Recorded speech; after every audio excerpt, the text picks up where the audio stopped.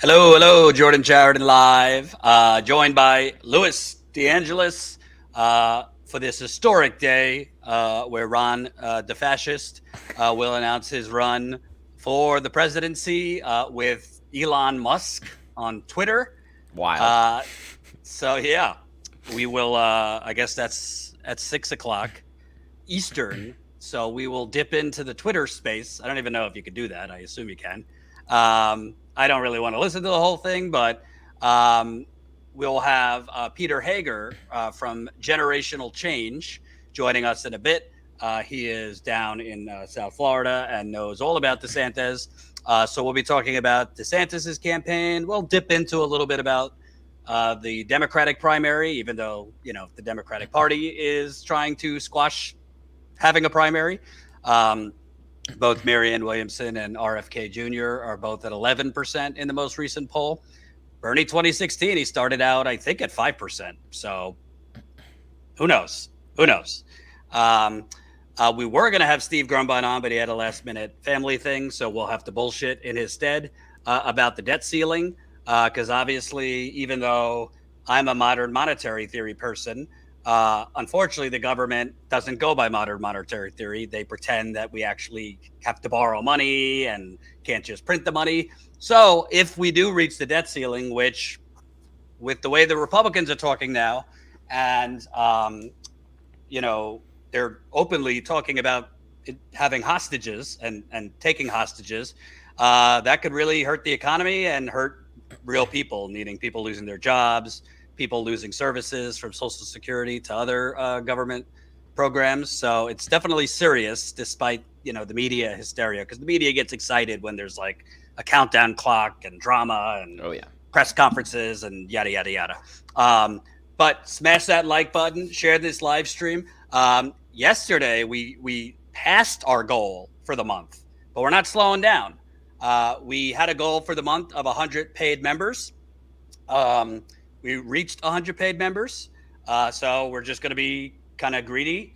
Well, not really, because we don't take corporate money, but we're just going to be flexible and raise that goal to 125, which is definitely needed based on the expenses we have.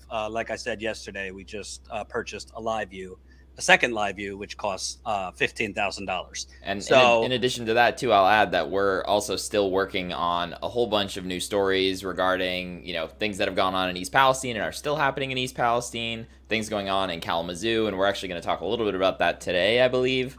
And if we want to be able to continue to be on the ground in these sorts of places, membership's the only way to do it. Jordan mentioned that second live view that actually literally lets us be in a scenario where Jordan could be, live with somebody on the East Coast somewhere with an event going on. Colin and I, who are both based in Texas, could be live covering an event, covering a campaign, covering a story that happens here in Texas or somewhere else. If Tina, I know you're in talks with Tina about, getting back to Georgia to continue the coverage in Cop City. All of that's only possible with that. So, yes. Yeah. And we might have to hit the road to cover, Trump versus DeSantis. I don't really want to, but...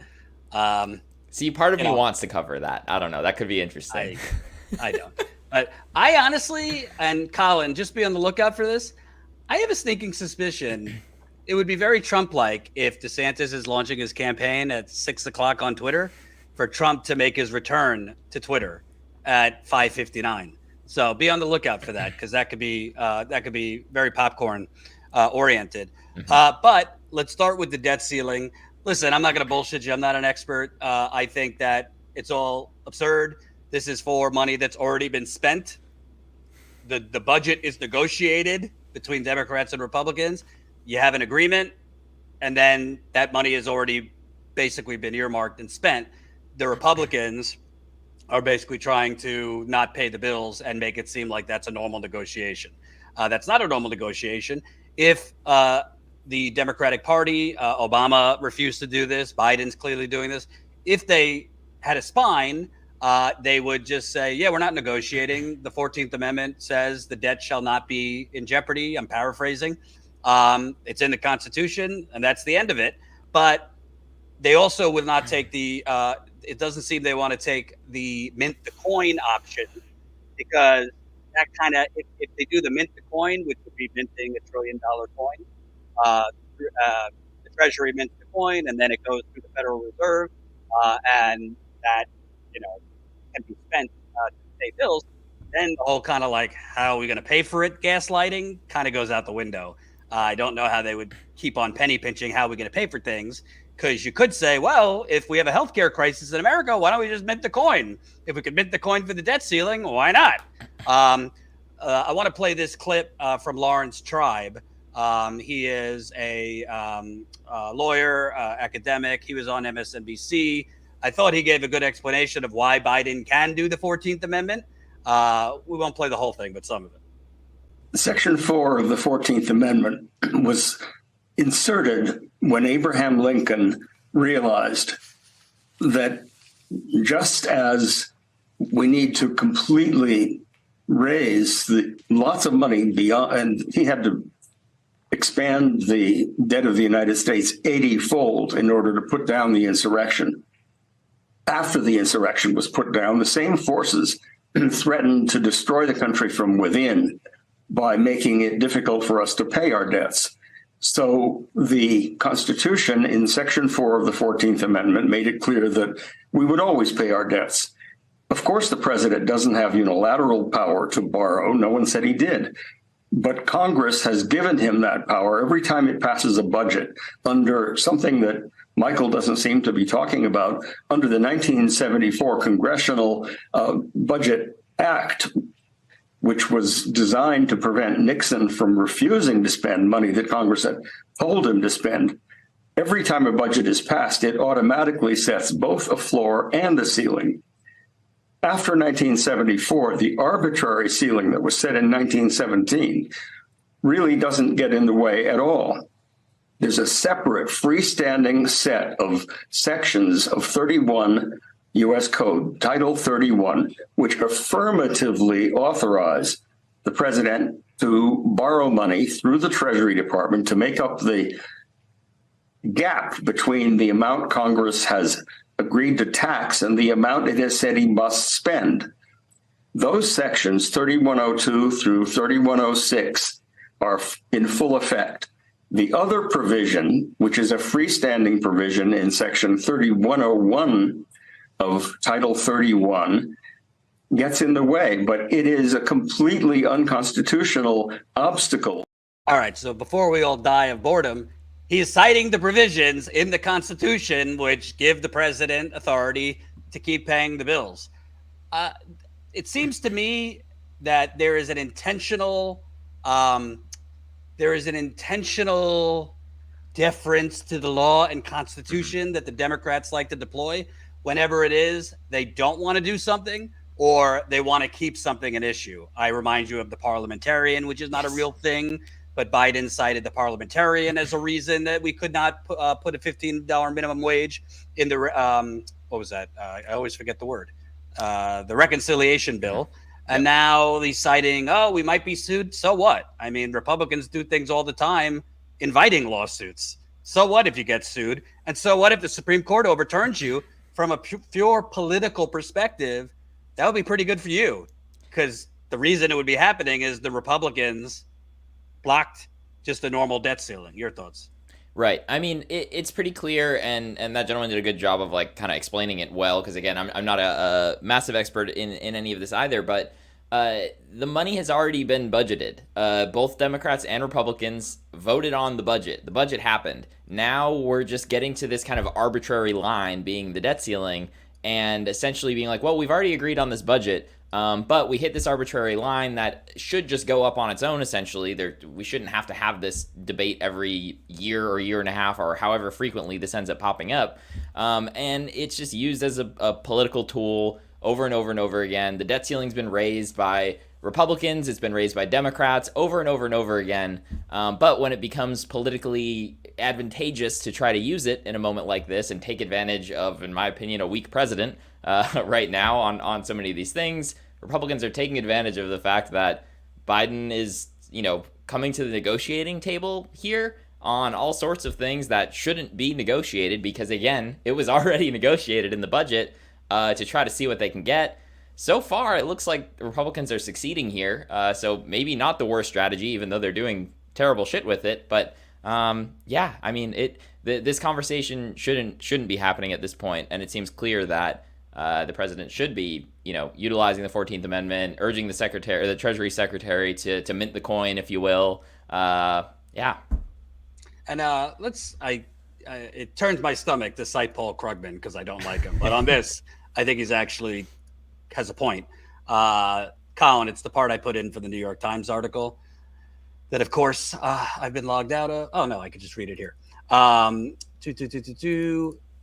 Krugman says, for those who don't know what I'm talking about, if there's a law specifying which coins the Treasury Department may issue, and it gives the Treasury Secretary essentially unlimited discretion in the design and denomination of platinum coins, obviously this law wasn't intended as an answer to debt ceiling extortion, but then the debt ceiling wasn't intended to serve as an instrument of extortion either. So here's how it would go. Treasury mints a platinum coin with a value of 1 trillion. No, it needn't include 1 trillion worth of platinum. It deposits its coin within the Federal Reserve, which adds 1 trillion to the Treasury account at the Fed. The government can then draw on this account to pay the bills without having to issue new debt. It may sound silly, but as I said, this is no time to be worried about dignity. What I've been hearing are two objections that sound substantive: that minting the coin would be inflationary and that it would amount to the Fed giving the government a zero interest loan. Both objections are just wrong. What is true is that as the government drew down its account, the Fed would essentially be creating money out of thin air, which sounds inflationary and would be if that were the end of the story. But the Fed would almost certainly sterilize the monetary effects of this transaction, selling off some of its immense asset holdings to remove the newly created money from the system. If you have a brain aneurysm from listening to that, let's just dumb it down. To me, that sounds like, and I wish Steve Grumbine was on. He was going to be on, but he had a family situation come up. It sounds like what Ben Bernanke said on 60 Minutes, the former Federal Reserve Chair back in the day. It sounds like what Alan Greenspan, that fucking conservative extremist frog, said. Well, technically, the government doesn't borrow money. Technically, we just move a decimal in the computer system and we create money. So what Paul Krugman is kind of describing kind of sounds like it could be used for anything. I think Stephanie Kelton and other advocates of modern monetary theory would say there is no such real thing as a federal government that can print its own money, technically have to borrow money. You can, we have unlimited money. You do have to just make sure and always be kind of checking as far as inflation. But Krugman's basically saying Biden can mint the coin. Mm-hmm. I think they don't want to mint the coin for the same reason that they didn't want to cancel all the student loan debt.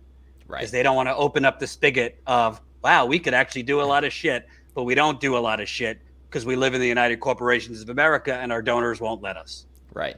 And I mean, yes, I think that is a major reason why, because all of a sudden it's like, wow, what, the government can actually help me solve my problems with some of this stuff. Money wasn't an issue in a lot of cases for this. But I think that, if we get to this point, and I mean, I'm optimistic that they'll probably get to some sort of deal. I think it's going to be a terrible deal for Democrats in the end here, because again, Biden kind of opened the door for negotiation with all of this. But if we were to actually default, I did a little bit of research into a few of the things that would happen.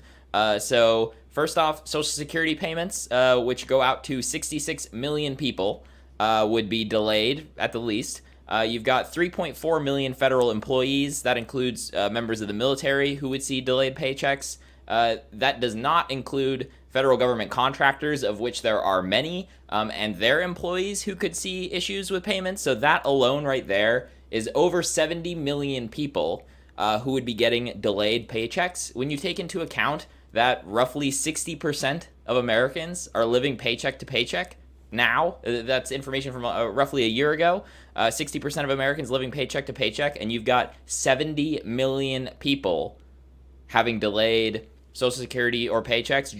That's just looking into one element of this. Think about what the ramifications and the ripple effects of all of that would include. That, you're going to have folks having trouble paying for rent, obviously, struggling to pay for food, gas, groceries.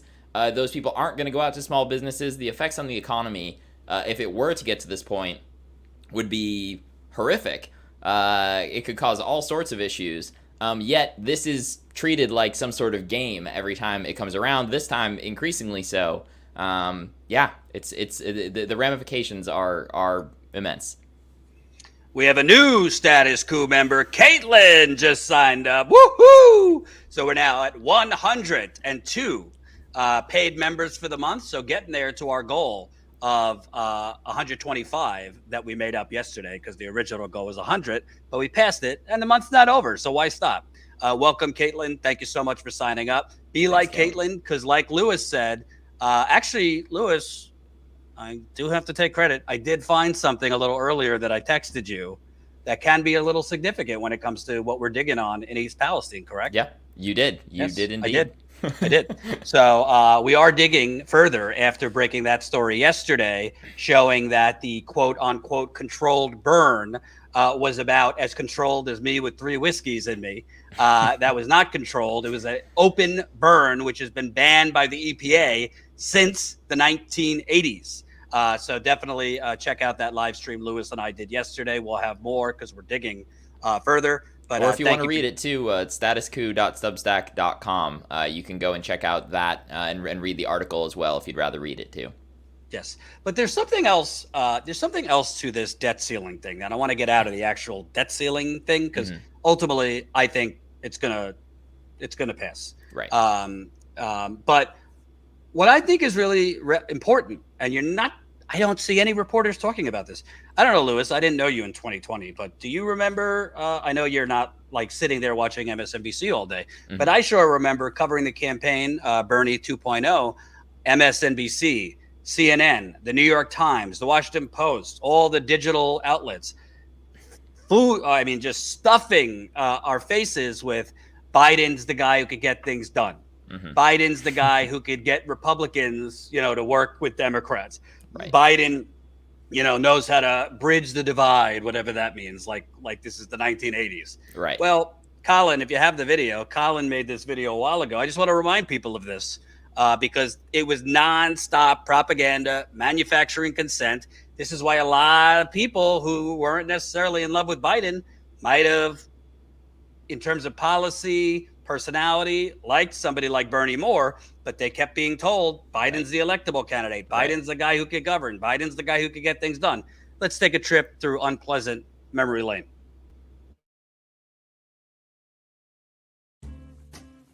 Look, folks, let's talk about progressive. Progressive is getting things done, and that's what we got done. Senator Manchin and I are going to get something done.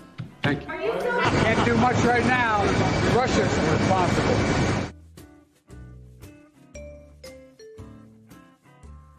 There's a lot of young people out there who are supportive of a more, I won't say rational, a more practical path to get things done. Can't you issue an executive order? Trump passed those out like Halloween candy. Yes, sir. Well, what I don't want to do, and I'm not being facetious, I don't want to emulate Trump's abuse of the Constitution. He doesn't just talk about aspiration. He actually works on aspirational things that can be achieved, and he has a track record of doing that.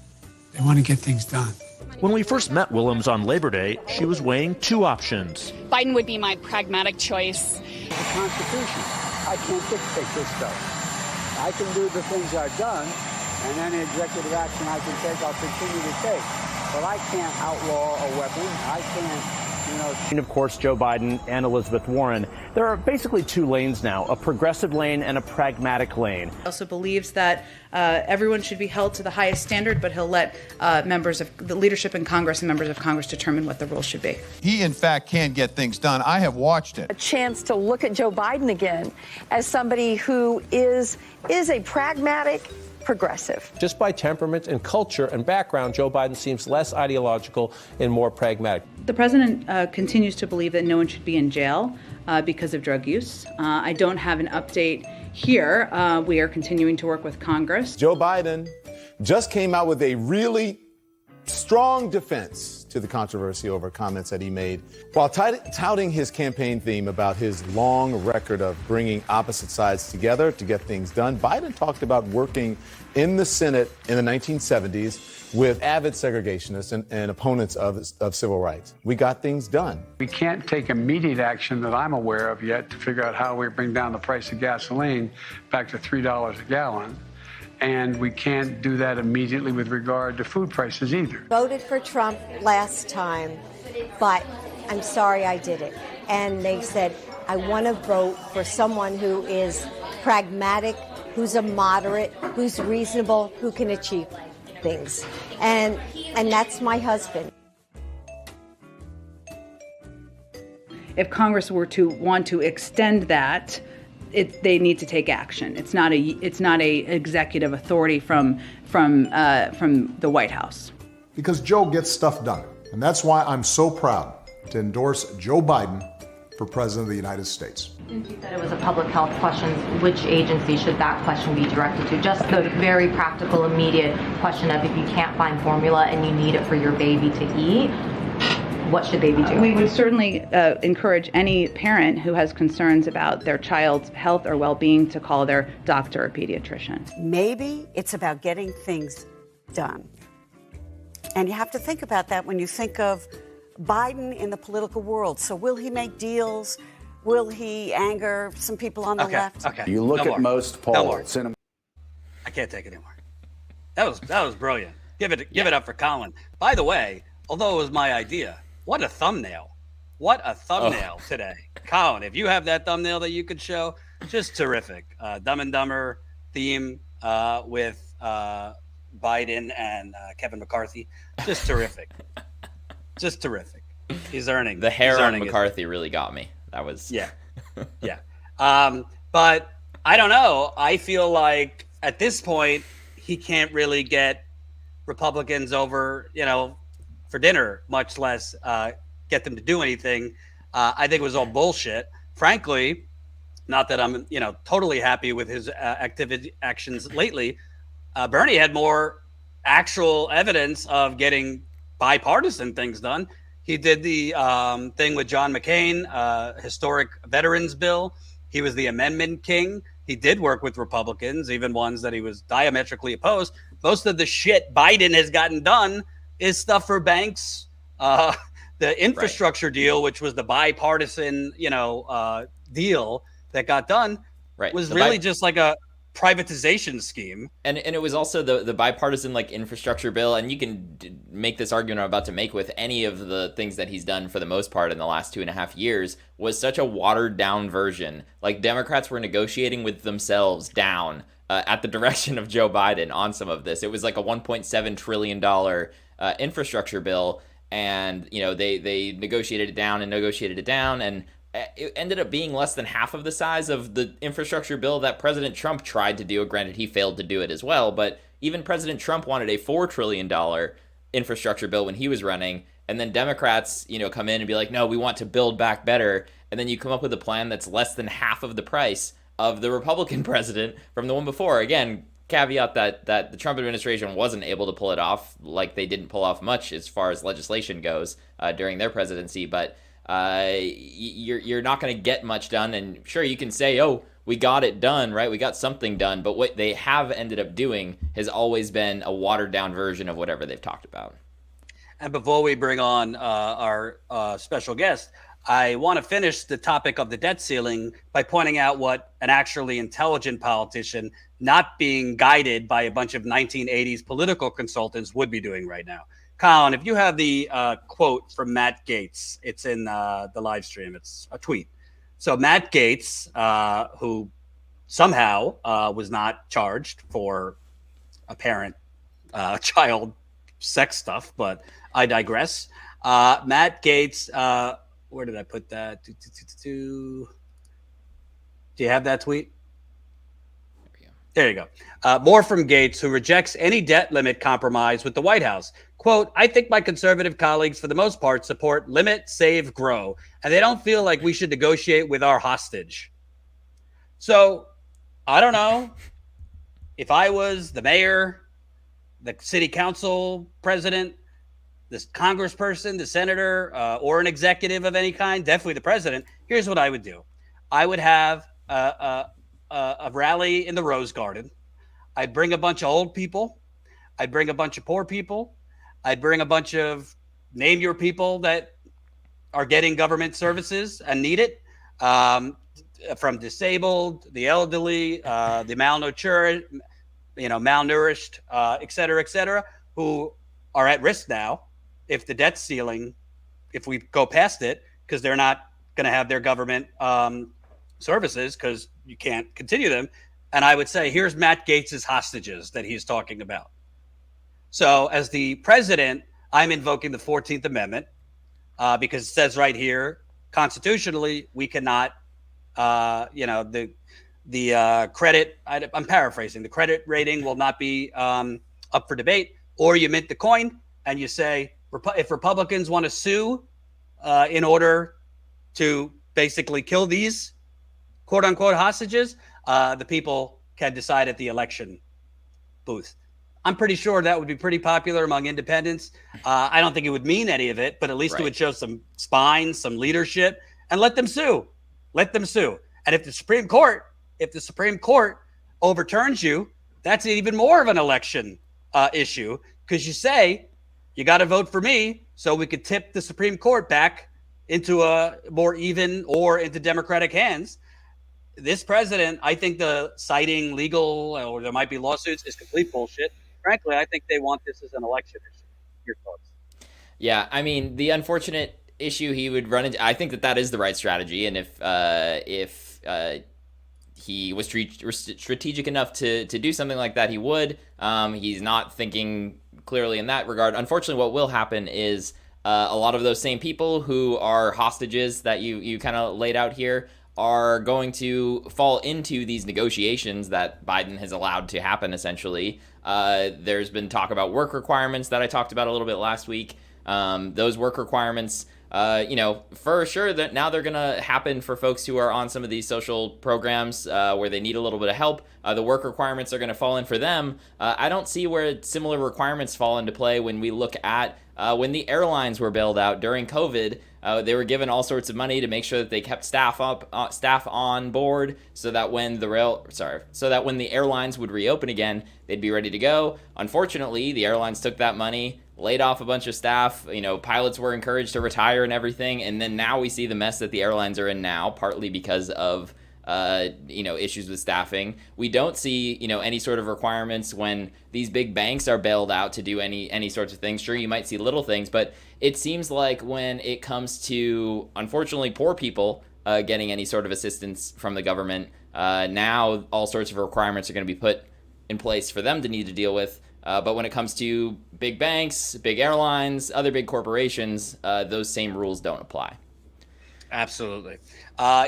Listen, we'll continue covering the debt ceiling, not from like the will we or won't we default thing, because the media's got that covered, but from the if people are going to be hurt, we'll have to go on the road and show that kind of economic pain, which is what we did during the pandemic and we've done in many other reporting tours. But real people's lives are on the line. Without a debt ceiling collapse, you have people basically making tough choices because they can't afford all essentials, rationing certain things, contrary to the CNBC, CNN, Joe Biden spin. It's not a historic economy. It is a new Gilded Age.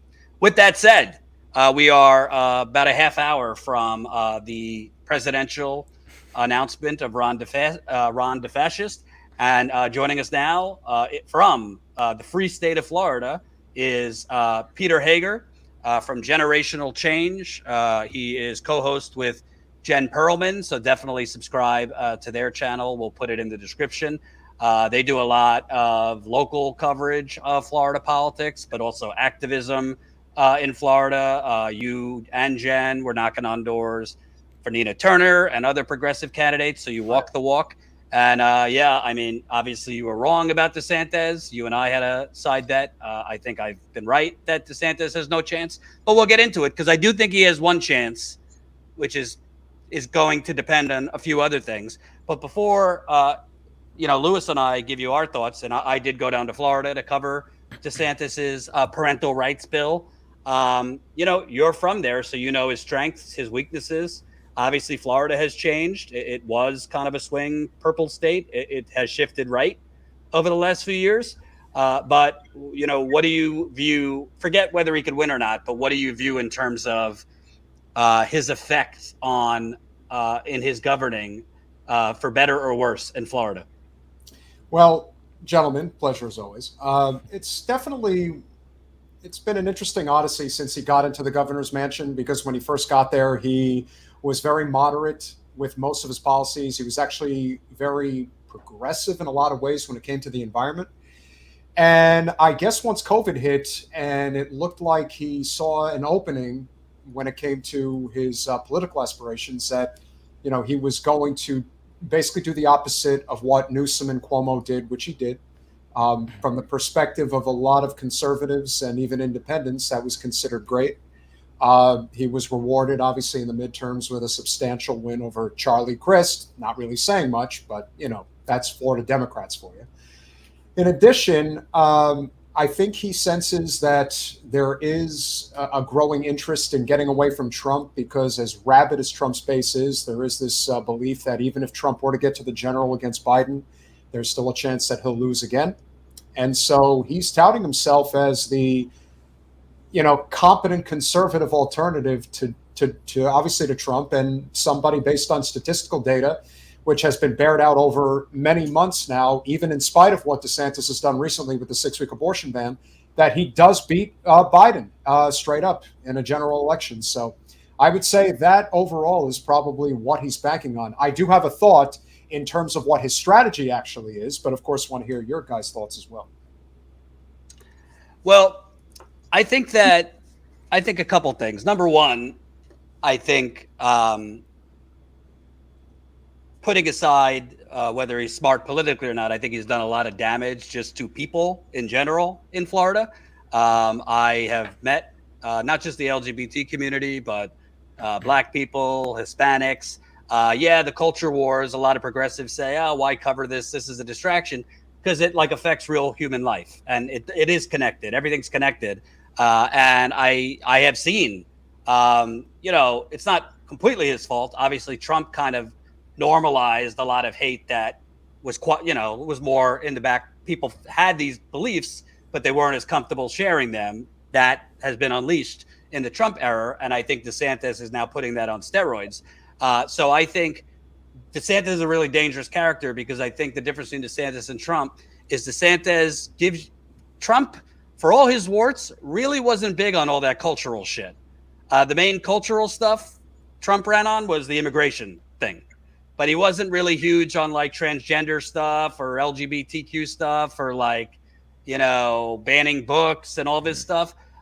He was more, NATO and, the wall and this and that. And I think it's actually a little overrated how important this cultural stuff is. Republicans ran the culture war all the way to overturning Roe v. Wade. It's why they lost in the midterms. It wasn't because people were so happy with Joe Biden. The overturning of Roe v. Wade by the data is why Democrats had the best midterms for an incumbent Democratic president in half a century. It was because particularly women, but independent voters were pissed off. So I think for the good things he did on the environment, he's done a lot of horrible things too. But I think DeSantis, I think people forget a big part of the Republican base, and I have the perspective of having covered both campaigns, it's that WWF wrestling element. I think part of why DeSantis was leading Trump in polls for a little bit was two things. Trump, people weren't seeing him every day. He's not on Twitter. He wasn't on Twitter. There wasn't news coverage of him hour after hour. You remember the news coverage. Trump would tweet something at 6 a.m. all day, would be covering that. So it's he wasn't as prevalent. And the other thing is the media, Ron DeSantis was in his little controlled media bubble in Florida, which he's good in his controlled media bubble. But when he gets out of his controlled media bubble, what I see is a pretty awkward character. And that's what other reporters who have followed him see. He doesn't like making eye contact.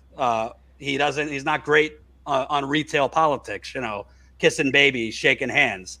And I personally think that even though Republicans want to win, I think they would rather lose with Trump than win with DeSantis, because Trump still gives them that WWF pro wrestling element. And I think many Republicans actually believe Trump can win in a general election. And I'm not so sure he can't, Peter. I think he can. Yeah. Yeah. I want to add one thing too. I think you mentioned Jordan, DeSantis being dangerous, especially in the sense of the LGBT legislation, banning books, all of this sort of stuff. I think on abortion too. I mean, just yesterday, and we have a short clip, Colin, if you can, the second clip where he mentions abortion that I put in there, where he was speaking in Orlando at like the Christian Communicators Conference, and he was actually leaning heavy into like touting the fact that you in Florida just passed the 6-week abortion ban, and he's kind of like leaning heavy into that, which to Jordan's point earlier, I think is a failed strategy that we've kind of already seen play out in the midterms. I think that was a big thing. Colin, do we have that clip? Which, by the way, correct me if I'm wrong, Peter. Didn't they pass that at like the wee hours of the morning? And like, yeah, he flew in because he was doing, because he's not really running for president, guys. I mean, let's be honest here. He just likes to get around the country and let everybody know what a great governor he is. So he was in Iowa and apparently had come home in signed it at like 12 o'clock on a Friday night. And the fact that totally normal shit. The fact that he's leaned into that says, because when we're looking at it from a strategy standpoint, we have to say, look, he's going to have at least $100 to $200 million behind him. He's going to be viable, whether people like it or not. He's going to be viable. He's going to have a shot. And so what is his strategy? Well, if you look at it from the logistical standpoint, we cannot forget who Donald Trump's vice president was. I mean, people want to talk about how bad Ron DeSantis is with his policy. If somebody like Mike Pence was running this country, I mean, he would put all of the theocratic belief system on steroids in terms of trying to get his policies through. So my thought is, what DeSantis is trying to do is capture that evangelical vote that Trump needed in order to win. And the most important part of the electoral process in terms of gaining that evangelical vote starts in Iowa. Now, if you look at the history in the GOP over the last 20 years, it's always been a dark horse that ends up winning the Iowa caucus. It was Mike Huckabee in 2008. It was Rick Santorum in 2012. It was Ted Cruz in 2016. So in my eyes, DeSantis is looking at this like, I'm going to go all in on this culture war, Christian right, authoritative platform, and I'm banking that this is going to be enough to get me over the finish line in Iowa that will allow me to be very competitive in New Hampshire and then potentially pull off a massive upset and win South Carolina. So in his eyes, that's his strategy. It doesn't matter what the national polls say. What matters is that if you look at the polls in Iowa and New Hampshire, he's right there with Trump. He may be 10 points behind, but he's not even in the race yet, and the election isn't for 10 months. So as far as I'm concerned, his strategy is not as crazy as people think. I just think it's absolutely asinine how a woman's right to choose has become this sort of political football between the two of them, because Trump has the Supreme, or basically, I'm not going to say whether he did or not, but the Supreme Court overturns Roe v. Wade, and then the second it becomes a vote amongst the states, even in the reddest of red states like Kentucky, Kansas, and Montana, they vote to codify Roe by a wide margin. It's not even close. So to me, it's one of those things where Trump did what he's going to do, and he doesn't want to touch this issue ever again. Whereas DeSantis is like, let me see just how far right I can possibly go with this. In his mind, he thinks this is his way to win because there is no other way. If you think you're going to get to the base of the GOP right now, especially since there is a massive anti-war fervor within the GOP, I mean, you look at that's bullshit. But go on.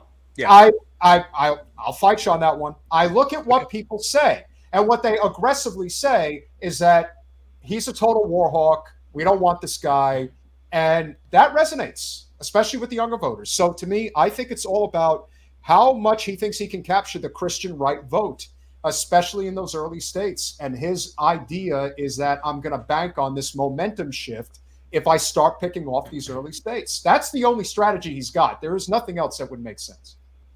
I actually think there's another way he could win, but we'll get to that after we play the clip Lewis referenced. One of the things I'm most proud of is that the state of Florida stands unequivocally in defense of the family and in defense of our children. And we have done more to protect children than any state in the country. Of course, just a few weeks ago, I was fortunate enough to sign the Heartbeat Bill, which is the strongest pro-life bill Florida's seen in its modern history. We got it done.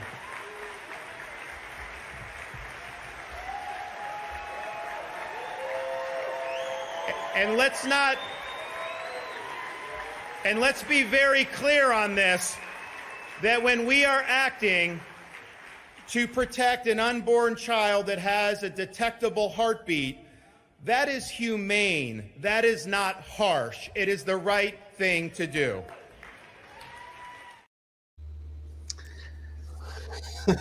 Yeah, and I mean, it kind of that kind of backs up your point too, that he's really leaning into this kind of Christian conservative group. I mean, he's speaking in front of a big Christian audience there. Obviously, like, I think his rhetoric on we're protecting kids, especially given the kind of anti-LGBT legislation in the state of Florida that is undoubtedly causing harm to LGBT kids in the state. Is ridiculous, but I'll also tend to agree with you a bit as well, as far as, you mentioned the Supreme Court. I read something recently, and it was actually in this same speech he talked about it as well, where DeSantis is like trying to pitch this vision of a 7-2 Supreme Court in the United States, saying that in the next 8 years, essentially, 4 more justices, I don't have it right off the top of my head, but Sotomayor, Kennedy, Alito, and Clarence Thomas all could hypothetically be retiring in the next 8 years. And DeSantis kind of like pitching his vision of, elect me. Something that he's got over Trump is that he can actually be reelected if he were to win the first time, which, if Trump were to be reelected, all of a sudden Republicans are automatically going to need to have, it's going to be, you're not going to have an incumbent president being able to run again, which causes a whole new set of problems there. So DeSantis trying to pitch this vision of elect me, I'll win, and then I'll be able to be reelected again. We'll be able to appoint even more conservatives on the Supreme Court, which, I mean, the Supreme Court justice thing was a strategy that worked well for Trump when he kind of like released the list of potential nominees. So, it's interesting.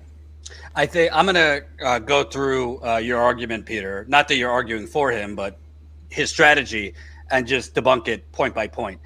So a couple things. Number one, money don't matter. Jeb Bush started with $100 million. How did that work out? You could have money if you're not a good candidate. Doesn't really matter. Hillary Clinton outspent Trump 2-1. So not that money doesn't matter, but again, Jeb Bush had a shit ton of money. Scott Walker had a shit ton of money. Rick Perry had a shit ton of money. If he's stiff on the campaign trail, which from reports, he avoids reporters in his rope line, including in Iowa. He does not do it for that long. His staffers have said he's awkward. I don't think he's ready for prime time. And even people who served with him in Congress referred to him as kind of this aloof character. I think you're basing it based on the highly controlled environment you've seen him in Florida, which he's performed the fascist shtick pretty well. But on a campaign trail, when you're under the microscope 24/7, multiple states a day, this and that, I think Trump and his campaign will carpet bomb the fuck out of him. Number two, I don't actually think he has much of differences to run against Trump. He's trying to occupy that like COVID, anti-vax, batshit lane. But and I think Trump's campaign is going to hit him on this. DeSantis was for the vaccine in the beginning, like proudly for the vaccine in the beginning.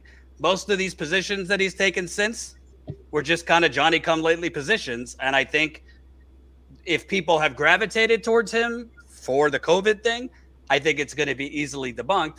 Thirdly, he kind of won't say whether he got the booster. He was kind of didn't want to say whether he got vaccinated. He's really moved into this COVID lane when I don't really think he has a leg to stand on. And by the way, Trump is going to say this, and it's true. He fucked with the data in Florida, too. It's very likely a lot more people died in Florida due to Ron DeSantis' great handling of COVID. Number three, I think, yes, there's Fox News and yes, all these right-wing outlets, But you got to remember, I think the culture war could only take you so far, because at the end of the day, whether it's on the left, the right, Pat Buchanan was the culture war, never became president.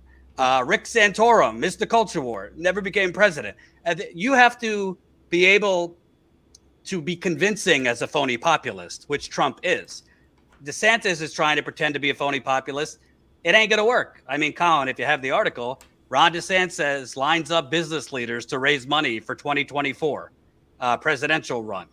This is a murderer's row of, corporate scum he's raising money from. He's having his kickoff at the Four Seasons with donors. So I don't really see how he's going to distinguish himself from Trump, because I think the COVID stuff is easily going to be debunked. I think, he could say, I'm a winner. Look at, Republicans lost the midterms in 2018. Republicans lost under Trump in 2020. Republicans lost in 2022. He could blame Trump. That's the main thing. He's a loser. I'm a winner. But on policy, I don't see a major difference. I will say, and again, he's supposed to announce with his, I guess, new campaign manager, Elon Musk, in 10 minutes. I will say, I do see a scenario where he can win. And I think DeSantis would have a better shot at beating Biden than Trump would have a better shot at beating Biden. Now, there's a lot of people, including on the left, including our friend Ron Placone, who hosted Status Coup, who just can't believe that Donald Trump will ever go to jail. It's never going to happen. I was one of those people. But I've been following very closely this classified documents case. I think Donald Trump's in a world of trouble. He's definitely going to be indicted. Like, this is not up for debate. Yesterday, Trump's lawyers sent a letter to Merrick Garland, the attorney general, asking if they could meet with him, because the special counsel has been a very mean special counsel to Trump. But legal analysts are saying this is what happens in the final stages when lawyers know their candidate is going to be indicted and they try to present a case to the lawyer, or in this case, the attorney general, why they shouldn't be indicted. There are reports that the special counsel in the case of the classified documents is wrapping it up. There are reports that he has requested Trump's business dealings with many foreign countries, including Saudi Arabia, when he got into the White House in 2017. It's a very black and white case. Colin, if you have the Guardian story, this came out the other day. Trump was warned about retaining classified documents, notes reveal. His lawyer, Evan Corcoran, who was forced to testify, they threw out attorney-client privilege, which they only throw out attorney-client privilege if there is evidence that the lawyer helped to commit a crime. He had very detailed notes about all the warnings Trump got, that after you got the subpoena, you have to return these documents, and Trump wanted to fight it. So I don't really think it's if Trump is getting indicted, it's just when. So with that said, of all these cases, I don't see a slam dunk way he could get indicted over January 6th, unless they have a smoking gun where he was orchestrating it. That's hard to prove. Georgia case, he could be indicted, but I think that would play out longer than the classified documents case. I think a trial would go beyond the election. The classified documents case is very clear cut. I think it would go to trial before the election, and I could see Trump knowing there's a very good chance he would be convicted, because it is what it is. There's evidence of obstruction of justice and possibly the Espionage Act. I think he would make a deal to avoid, 6 months house arrest, and I drop out. He'd make it a big martyr. He'd become a martyr. This was the deep state, and DeSantis slips right in there. That's the scenario I think DeSantis could win the nomination. The other scenario is, it's possible that I am wrong about Republican voters, because it is possible by the Iowa caucus we could have 3 indictments against Donald Trump, with at least 2 of them having court dates. And that will give him an initial bump. But you could have, if DeSantis and other candidates did it the right way, you want to back up this guy they might have to create a whole brand new jail for all the legal cases against him. There might be enough Republicans that say, all right, we love you, Trump. We'll protest outside the court, but we're going with this guy. So those are the two legal scenarios. I think he's going to be indicted over the classified documents, and I think he would be convicted unless he makes a deal. I don't know either of you, but I think that's going into DeSantis's calculation, because honestly, it would have been smarter for DeSantis to wait to 2028. Your thoughts? Well, I definitely think that DeSantis is very calculating, and I think his wife is even more calculating. I think there's definite legal precedent for Trump being in a lot of trouble because he has skirted the law a lot, and I think he does that because the hubris just gets too big. He believes he's Teflon because his supporters really will go over the cliff with him. But there are many reasons why that is that way. I mean, you look no further than the debt ceiling crisis we're dealing with right now, how our really Republican president is just caving completely to what the GOP wants because everything that's going to get cut is going to be at the detriment of working people. So their calculus is that regardless of whether it is Trump or whether it is DeSantis, it is likely to be a GOP takeover in 24. So DeSantis's calculation to me, regardless of all the brushback that he's been taking, I still think I still maintain what I said, which is I think he's banking on this idea that he's going to scoop the evangelical right to support him because the more libertarian, independent-minded, younger Republicans, they are firmly with Trump. And so he's got to figure out where he can carve his niche because in a way, this could end up being the best thing to happen to Trump or to the GOP. On the Democratic side, you have no energy, no enthusiasm whatsoever. The whole idea behind the Republican primary was basically it's going to be Trump in a walk. He's not going to be challenged, and there would be a lack of energy on that side as well. The fact that all of these candidates are getting in there, I think a lot of people are going to like Tim Scott. I hate to say it, but I think there is going to be an audience for him and the message that he's good. I'm not talking about him as a candidate who's going to win. I'm saying that he's. I got to take you on the road with me. You are. I'm talking about dramatically.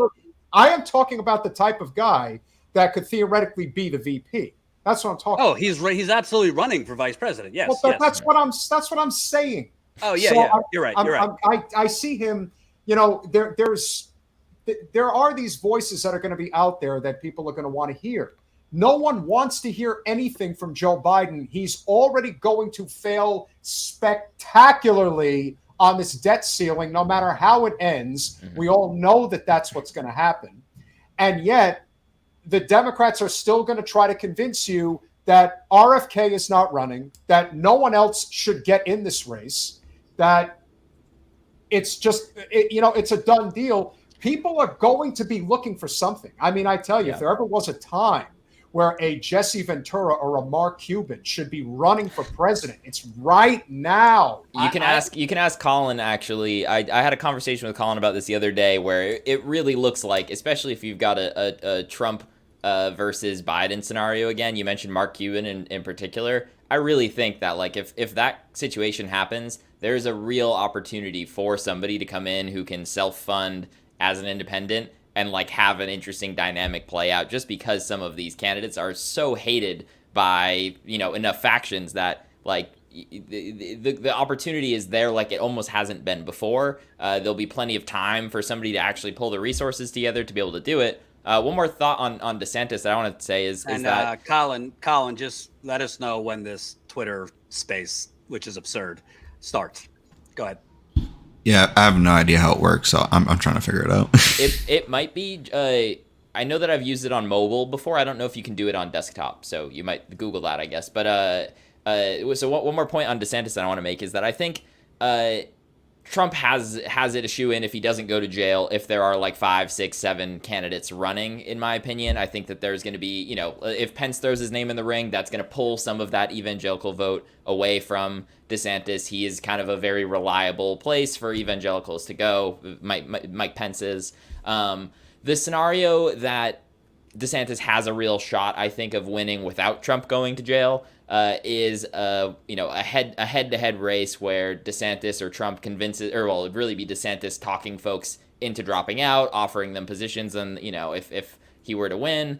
And I used to live in New Hampshire before I live in Texas, where I am now. Obviously, New Hampshire is a important state in all of this, and a lot of my conservative, it's going to be a very important state next year. It will be, and a lot of my conservative family members, many of whom who voted for Trump in the 2016 and 2020 elections, are excited about Ron DeSantis, which I don't get it. And frankly, traveling in other parts of the country, doing some election coverage last November, even covering the stuff going on in East Palestine and Ohio, I'm not getting the same like Ron DeSantis energy necessarily in those places. But amongst conservatives in New Hampshire that I know, this is purely anecdotal, they are saying that they would absolutely be voting for DeSantis over Trump in a primary election. So there is one element to DeSantis's record that I don't think is getting enough airplay right now, and is going to definitely play in the primary.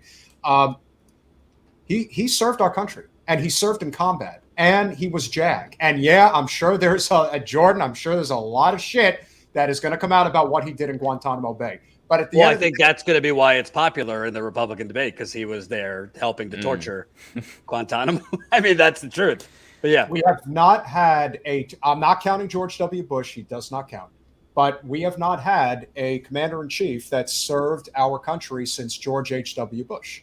So it's a generation coming, and he is going to be a leading candidate who served our country. And on the conservative side, especially in the heartland and in the South, and places like that, that is going to be a very popular talking point, and it's going to land.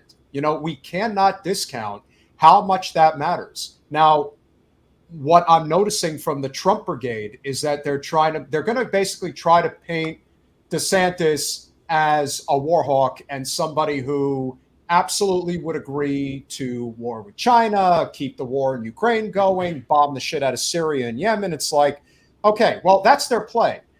Because in their mind, they're convinced that, Trump is super anti-war, which he's not. But that doesn't mean that he's looking to start a war either.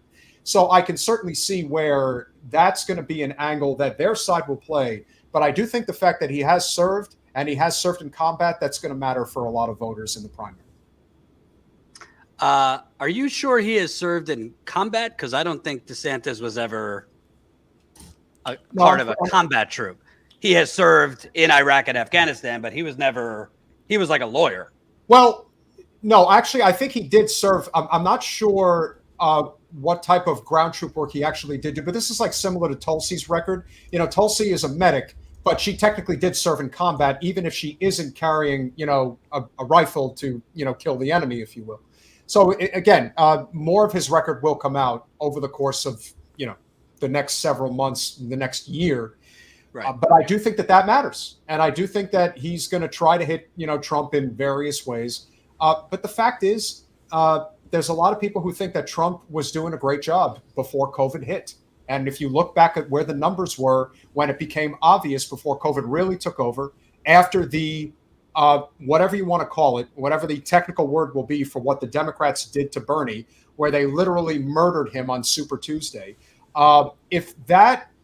If you were to look at where the numbers were at that time, before it became clear that the whole country was going to get shut down, Trump was at an 80% chance of re-election, which is an astronomical number for an incumbent president. Yes, incumbents generally win, but it's usually in that 60% range that they're favored to win. The elections end up being somewhat close, but ultimately the incumbent wins, like Obama did. Listen, up until that 47% comment. Do we have it, Colin? Because I think it started. Has it started for you? I don't hear anything yet. I was told it started. Hold on. I thought it started at 7 for some reason. Oh, no. I found it. If you go to Elon Musk's Twitter, there's a. I know. So stupid. Actually, it says preparing to launch. It says. Whatever. Imagine if this actually does have a complete technical glitch and they never get it off. That would be perfect. Yeah. Just to be clear, I think this is the right time. Okay, but just to be clear, because I want to make sure people know. Hold on. He was not. He did not serve in combat. Let's just make that clear. He was a lawyer. He served in combat zone as a lawyer. Go ahead. Terrible lawyer. He definitely wouldn't serve on my team. I have the A team, and he's on the D team. DeSanctimonious meatball moron. This stupid launch he's doing right now, believe me when I tell you, it's going to fail, and I will see to it that it fails. It's not even started yet, and he can't even be on time. Really terrible of him to do that. I just wanted to come on and remind each and every one of you how DeSanctimonious even got here. When he was running for governor of Florida in 2018, he was way behind in the polls. Adam Putnam, Mr. Terrible Agricultural Dumbass, was way ahead in the polls. And Ron DeSanctimonious called me and said, Mr. President, can you give me a hand? Maybe 2 or 3. And I thought, this guy seems okay. I'll give him a hand. And I gave him a big hand. And the next thing you know, he became the nominee like that. And just like that, he became the governor of Florida. And I made it happen. And what an ungrateful little worm that DeSanctimonious is. I might even add, for you gentlemen who don't know, I am a towering 6'3.5". Mr. DeSanctimonious is only about 5'8". I think he's got a height problem, a problem that is not going away. He has to look up at me, and I look down at him and say, Ron, not your time. Former President Trump, Ron DeSantis has tweeted out his announcement that he's running for president, and his video is called The Great American Comeback. Obviously, you have stated that the economy was wonderful under you, but he is saying he will lead the economy in the history of America, and I did it. I made the tax cuts so all of the very desperate people got a really nice break. I'm the one who made the vaccine possible. I'm the one who got you your $2,000 check. That was me who did that. Not Sleepy Joe, not DeSanctimonious. I did it. And we're coming back in 24. You were talking before about these classified documents. The commander-in-chief of the free world makes the rules, and that's the bottom line. It will go away. No one's going to know. We'll make a deal. It's the art of the deal, and that'll be that. And we are coming back in 24 to make America great again. And Mr. Trump, could you talk to the Republican voters who they love you, but they kind of feel like he's you with policy with less baggage? I'm broadcasting live from David. Excuse me, we have to listen. Headquarters. It's David Sachs here. Elon is sitting next to me, and we want to welcome you to this historic Twitter Spaces event, and more broadly, a first in the history of social media. Tonight, I'm pleased to introduce 2 individuals who've done more to loosen the.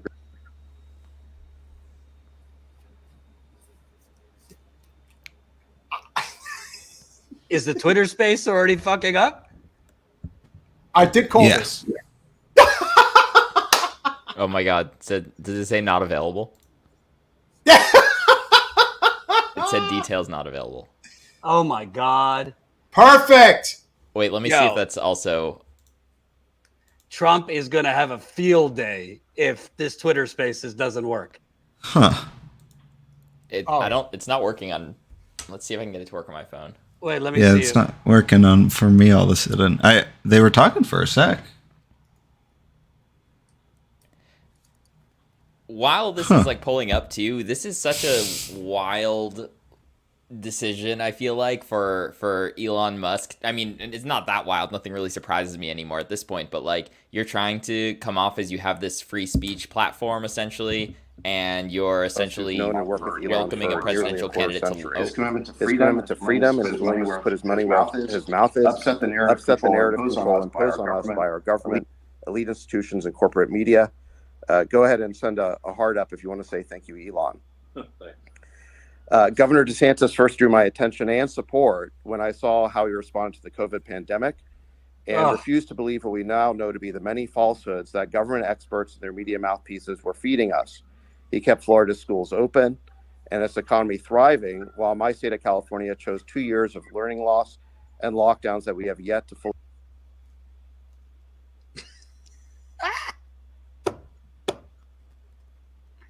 Just keep it going. I want to see how bad the glitches are.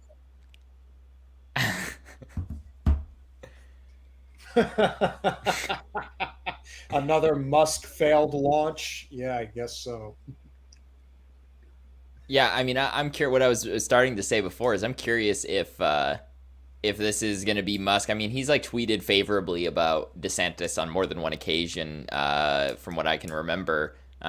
Is this going to be something that is going to be open to additional candidates to come on and essentially have a town hall type format, or is this whole like free speech platform, which is already questionable at best here, now having its owner essentially soft endorse and launch a presidential campaign on its platform? Is definitely an interesting decision if you're trying so to. The tweets are starting to come in. No, melting the server is not good news. If DeSantis declared on cable, you could just watch it without losing the sound or not having a picture.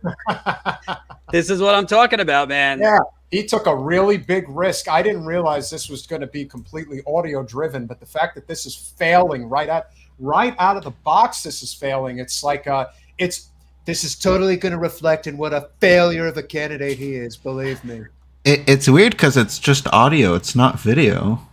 Yeah, right. Which is a Twitter's weird. It shouldn't take that much internet to do audio. I think we're just going to use your Twitter Spaces presidential campaign announcement has glitches. We've got so many people here. We are kind of melting the servers, which is a good sign. Wait till melting the servers is trending. But all right, we'll go back to it if it works. But I wanna state something else that I think is a vulnerability for DeSantis. He made a campaign video reading his young child a Make America Great book. America Great Again. So that wasn't like 10 years ago. That was like 4 years ago. Yeah. Donald Trump could literally just run as a campaign ad. Ron DeSantis reading his child a Make America Great Again book. Yeah. And I think he had a Lego set or something like that too. Build the wall. I understand what you're saying about the evangelicals, but you got to go backwards. Trump already kind of had the Republican nomination all but locked up without the evangelicals, with just the MAGA base that he developed. The evangelicals was just kind of the clinch it. It wasn't like the core. I would definitely agree with you in 2016 that was the case, because he had to figure out a way, especially against Clinton, to pick off certain states where that vote could definitely play a role, and it ended up doing so in both Ohio and Iowa.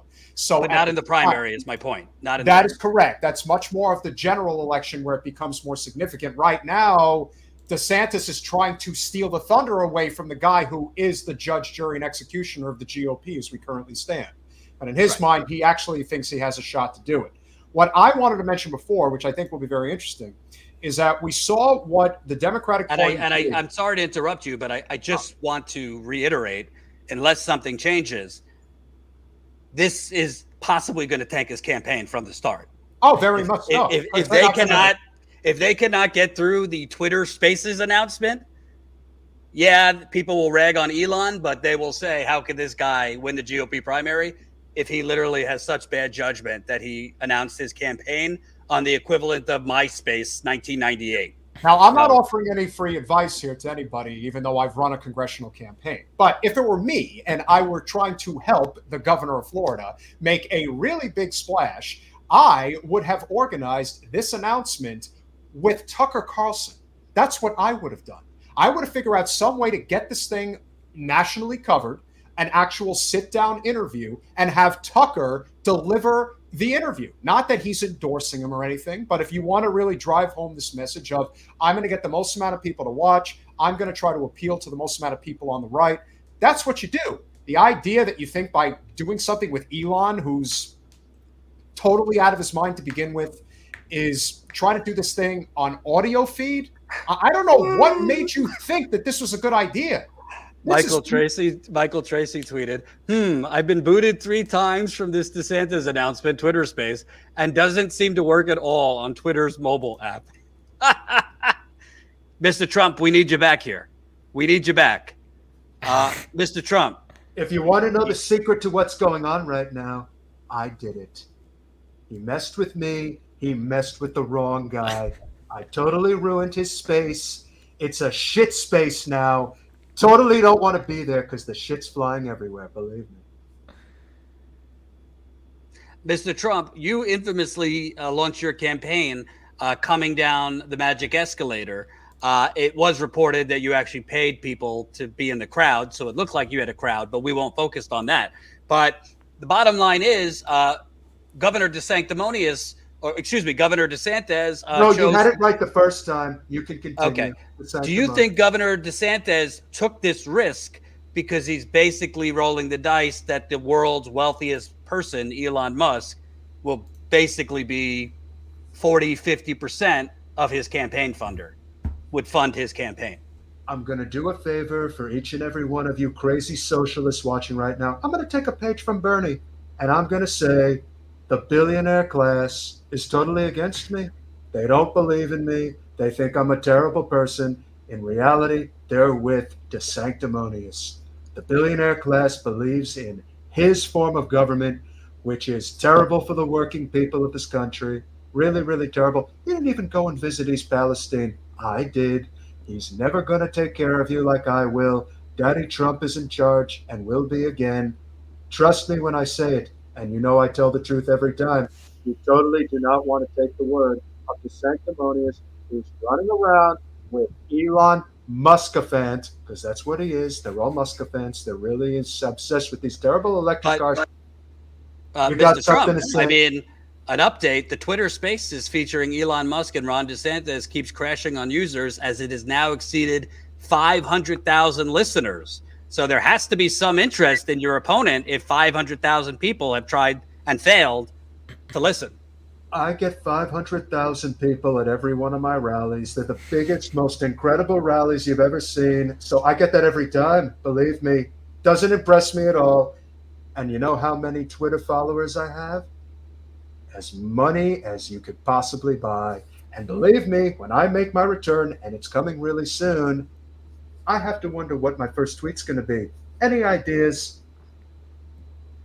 In all seriousness, though, I just want to take this away from DeSantis for a minute. This is what happens when megalomaniac, narcissistic, unhinged billionaires like Elon Musk think that they can wave a magic wand, lay off 75% of Twitter's staff. Reminder, Elon Musk, Mr. Free Speech, which I told you before he got Twitter, was a bunch of bullshit, laid off 75% of Twitter's staff. Kind of important to have, an army of engineers if you want to do a Twitter Spaces that might have 1 million people listening to make sure it works. So separate from DeSantis's poor choice to do this, this kind of shows you what happens when megalomaniac billionaires basically think that they could just do anything. Reminder, Elon Musk isn't a genius. The government basically built Tesla by giving him endless subsidies and free money. Anyway. He begged for those subsidies. I wouldn't give it to him. He kept coming, and that's why he's with DeSanctimonious now. He really thinks he's going to do everything he asks, and that's what you have to remember. I know the system's rigged because I helped rig it, and now we're going to unrig it for the American people. You definitely need me back in that White House. Remember how glorious things used to be? We had record low unemployment.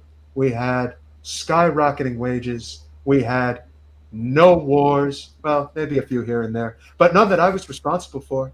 And we're totally going to bring them to an end. On top of that, I was totally treated unfairly. And as you have seen, as we're definitely going to talk about at some point, the Durham report fully exonerates me. Crooked Hillary is the one who should be behind bars. If you think you're throwing me away, you got to throw her away too. She's totally guilty. She's guilty as sin, always has been. It's totally unfair. I am the most excuse me. I am the most persecuted leader in the history of mankind. Can you believe how unfairly I've been treated? I deserve to be back. I just want to give you an idea of my Twitter thread right now, Twitter feed. Failure to launch movie posters with Ron DeSantis and Elon Musk. Elon, great. It's a great idea. It's a tremendous Elon, idea. Great. Looks like we're ready to go here. Audio crashed immediately after. Robbie Swab, I've heard enough. It's going to be Trump. Simone Sanders, not a fan, posting GIFs of people at the Emmys with cringe faces. I mean, it's just scorching negativity and laughing at Ron DeSantis and Elon Musk. Now people are creating their own spaces called failure to launch. So yeah, I mean, this is I don't really know. Trump could get around this because Trump has, reinvented the rules of political gravity. I don't really know how DeSantis is going to get around this because this was your choice to do this, and it kind of just it's just going to become all the outlets are going to be trashing him tonight. The donors are going to be kind of like, he's not ready for prime time. Did anybody test this before? Did DeSantis's people demand that, they do thorough tests before? Lewis? I mean, and I'll add too, the media is going to have an additional incentive to do this too, because you've got to think that these mainstream media companies are not happy that this announcement was being done online on Twitter, not in their control, not in their bubble. So they're going to lean even heavier into it to kind of add more fuel to the fire with all of it. I'll add right now too, I continuously am trying to get back into it. And refreshing, and I can get into the room, and then there's just like no audio happening. And apparently DeSantis has disappeared from the room several times too. So he figured out that he doesn't have what it takes, and he totally doesn't. I tuned in for a second. It was playing like elevator type music or something. It was weird. So they know that it's not working then, probably, and are delaying. Jeez. And let's remember something. As much as the corporate media, as much as the Democrats, as much as the really out of sight, out of mind, crazy hippie socialists, all those people, what you have to remember is I bring the ratings. They want to see me. They want Trump. Give the people what they want. They don't want this other stupid moron from Florida who I made possible in the first place. They want the original, not the copy. They want what is the genuine article. And who's more genuine than me? Who could possibly get the job done? I'm going to have a lot of fun with this, and I'm going to remind everybody all the time, dude, think of a good nickname. What's a good nickname for what just happened? No, that doesn't work. We'll come up with something great. I always do. The sanctimonious meatball, all that stuff, that's nothing compared to what he's going to get now. He's going down, way down, and Trump is going way, way up. You might as well get out of the way because the Trump train is about to leave the station, and if you don't get out of the way, you're going to get run over, starting with you, Ronnie boy. And Mr. Trump, if you'll allow me for a second to bring this back to the seriousness, we are going to mock DeSantis, but even despite this, he has officially filed today with the FEC, so he's a candidate. I want to take viewers because we have a lot of new subscribers and new members. By the way, welcome new member Donnie just signed up. So that makes 103 new paid members this month. So let's keep it going. We're going to try to get to that 125 number. We got about 6 days left in the month. So if you're not yet a Status Coup member, besides the Trump impersonations, maybe we'll get Bill Clinton on here too before the end because Peter does a bang up Bubba Clinton.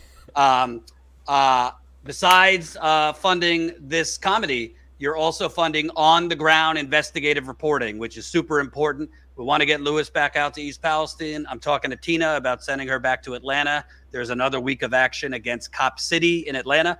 All of this is very expensive. Please support us, statuscoup.com/join. Become a member for $5 to $10 a month. But I just want to remind people, I went down to Florida with Colin last year. We covered the Don't Say Gay bill. It is Don't Say Gay. I read the bill twice. I said at the time, it's total bullshit that this only extends from kindergarten to third grade. And what do you know? 2 months ago, they extended it for all grades. We already see discrimination beyond schools, but particularly in the schools. As I was doing an interview with a few transgender high school students, kids were cursing at them. I'm not blaming Ron DeSantis for making kids bullies, but this is the environment he's helping to foster. And there is no epidemic. There was no epidemic in schools of, the second grade teacher reading,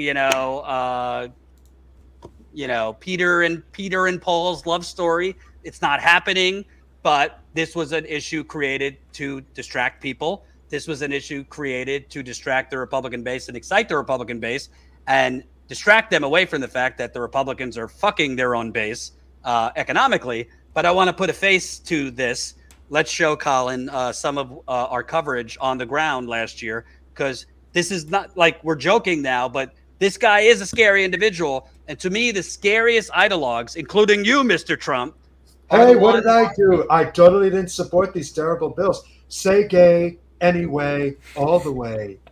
So the most scary kind of politician are the ones without a real ideology. And I don't really think Ron DeSantis has a pure ideology.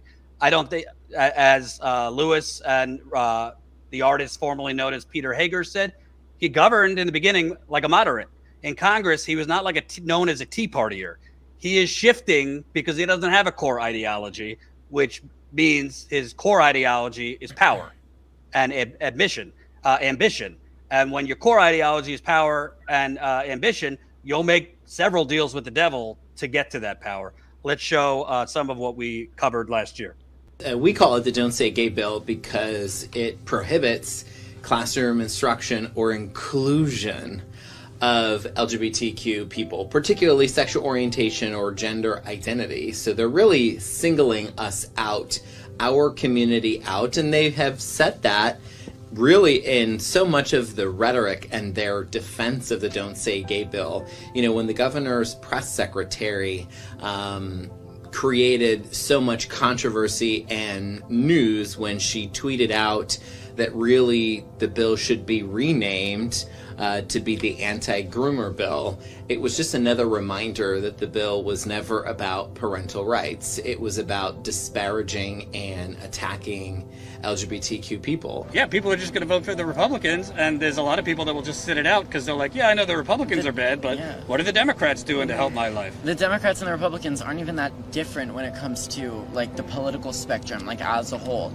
Yeah. And Republicans are going farther and farther right, and Democrats are saying, oh, well, we should become more centered to appeal to them. No, you should go farther left, and we need to mobilize, and we need to, yeah, exactly. We need to get people energized. We need to get people involved.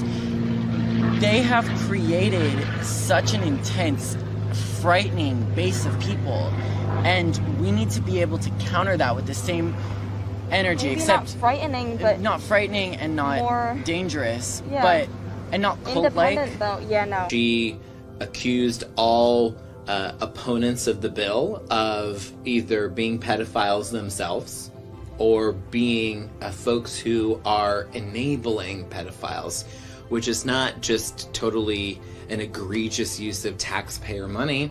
It's also extremely inappropriate for the governor's press secretary to be making baseless accusations, and it's a bit libelous.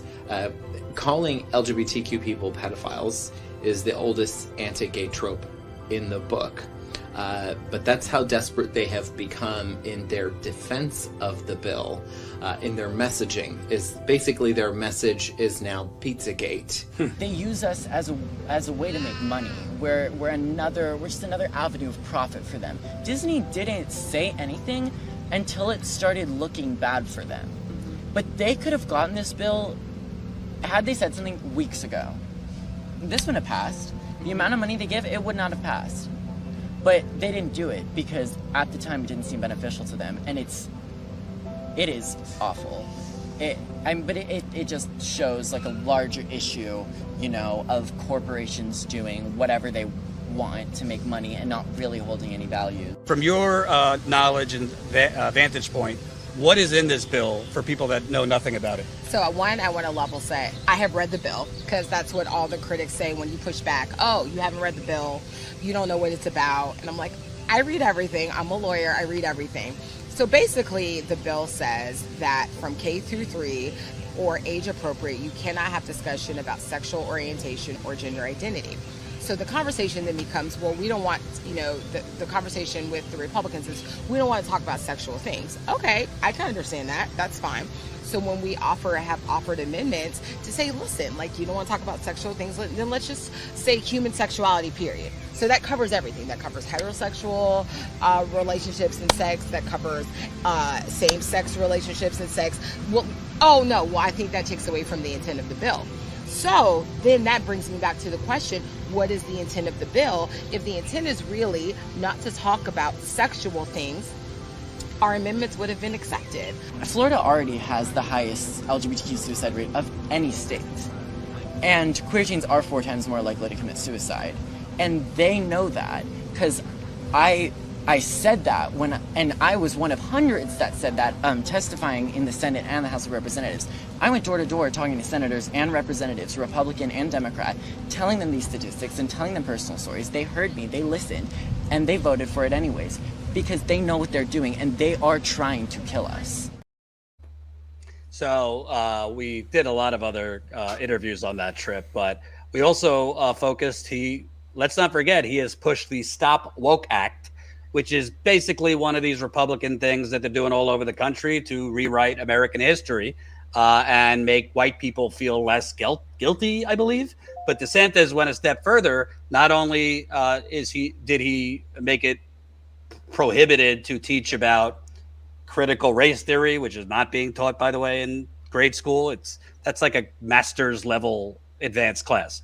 But in businesses, you can't talk about, the history of slavery or diversity or anything like that. So the guy, to me, is dangerous. I think Trump, for all of his awfulness, did not really engage in these side things because he was more focused on just tweeting crazy shit, not like banning books and stuff like that.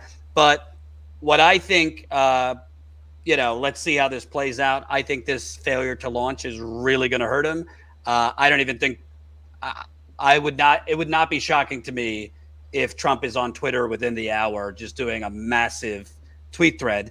But another element that we haven't talked about, people might discount this. Chris Christie is getting in the race. Now, Chris Christie has zero chance of becoming president or winning the Republican nomination, but he did kind of take Marco Rubio down a few pegs in 2016. He is a fat fuck loudmouth. He is willing to go at Trump. He's also really corrupt. Yes, he is willing to go at Trump when no one else will even mention his name, much less what makes them different. And I think he's also willing to go at DeSantis. And Republican voters, they like the WWF wrestling element of it. They like people fighting. Even if they don't care for their policies or think they're too establishment, they're going to like Chris Christie going at, I think he's going to go at DeSantis. I think he's going to go at Nikki Haley. Definitely going to go at Trump. Right. So DeSantis is not just going to be pummeled by Trump. He's going to be pummeled by Christie. I think Tim Scott's character is like, I'm a nice guy, but I think others will go at him. So I think DeSantis, besides the self-inflicted wounds, is going to get it from different angles. I don't know what you think, Louis. I agree, and I think DeSantis is going to be at a little bit of a disadvantage is from the perspective that Trump can and does attack DeSantis often. Chris Christie and folks like him, really just Chris Christie has attacked Trump plenty before already. We'll see more of that. He'll also attack DeSantis, to your point.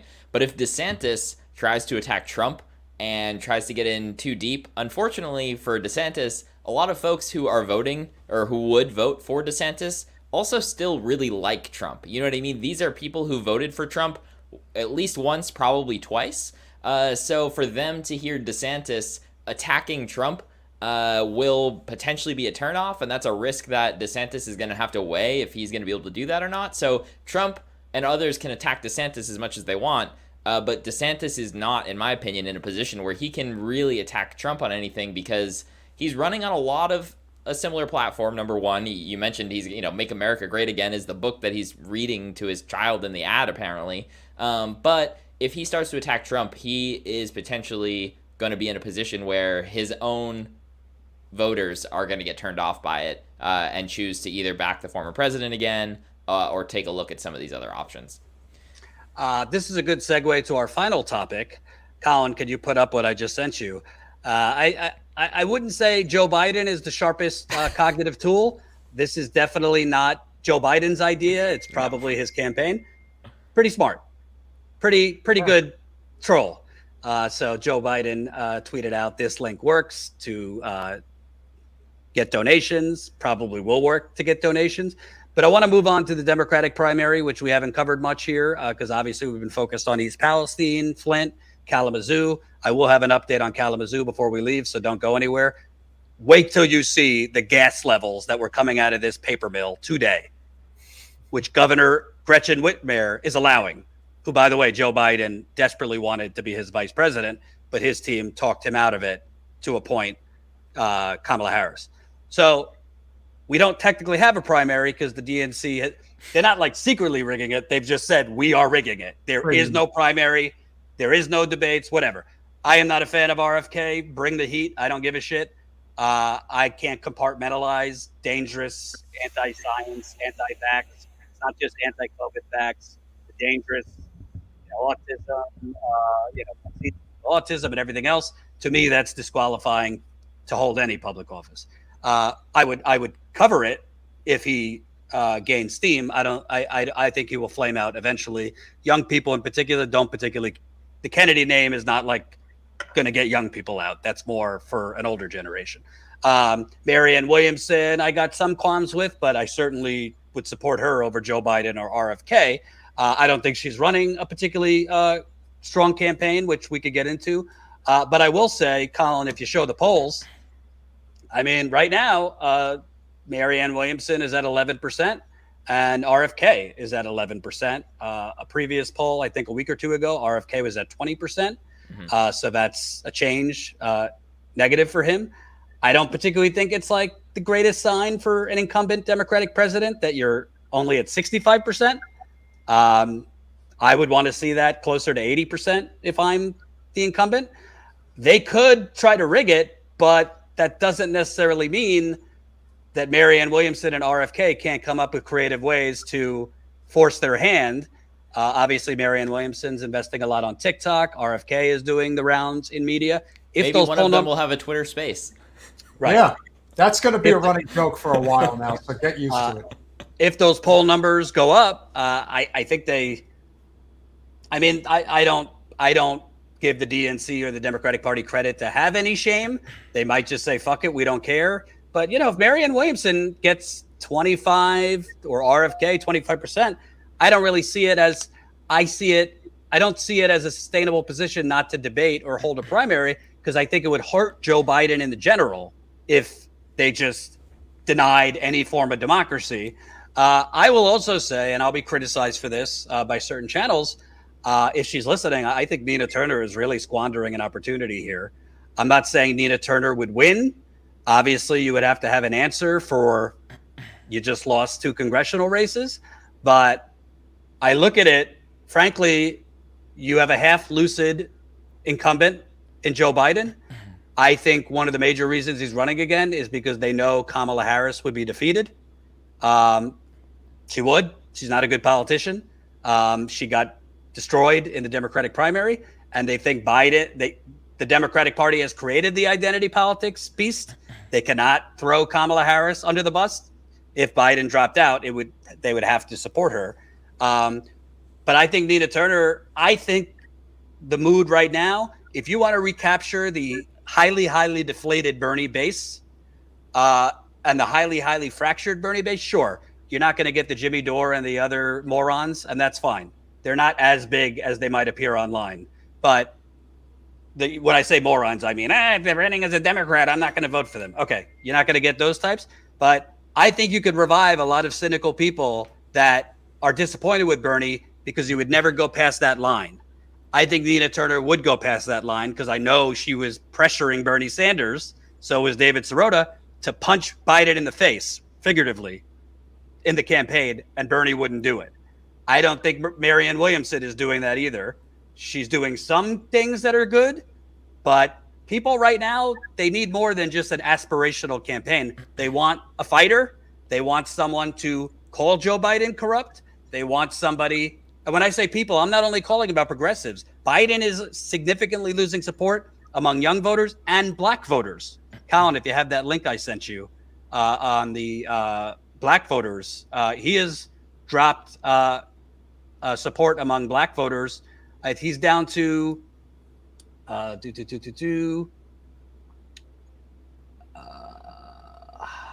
where's the 41? We're actually going to talk about that on our podcast tonight at 9 o'clock. Ice Cube. Groundswell isn't as stark among black adults. 41% say they want him to run, and only 55% they say they are likely to support him in the general. 41% of black voters say they want him to run. Only 55% say they are likely to support him. I'm not bringing up Nina because, she's black, so they'll go to her. That's not how this works. But all I'm saying is, whether it's Nina or somebody else, I think there's a real appetite for somebody to get in there that is willing to go at Biden aggressively. I think one of Bernie's biggest mistakes, and there were many, Peter, was not going after Biden for his civil rights lies, because black people are disappointed. Civil with rights his lies, presidency. his economic lies. When I hear people say, and that includes Kyle Kulinski, among other people, that Joe Biden is the best president of our lifetime, it's like, no, he's actually going to go down as one of the worst presidents of our lifetime, and rightfully so. At a time where this nation desperately needed a left-leaning populist president, we got a right-leaning status quo president at a time where you literally have authoritative fascist tendencies knocking at the door because neoliberalism is a catastrophic failure of the highest order. And you're seeing it right now, clear as day, with the debt ceiling bullshit.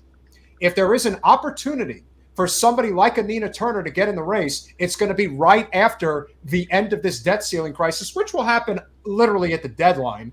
And if for whatever reason they don't get a deal done, it will be because of Joe Biden and nobody else. The 14th Amendment grants him executive authority to ensure that we don't default on our debt. And I guarantee you, he will not employ it at all. He will allow the debt to default. And so what's going to happen if that happens?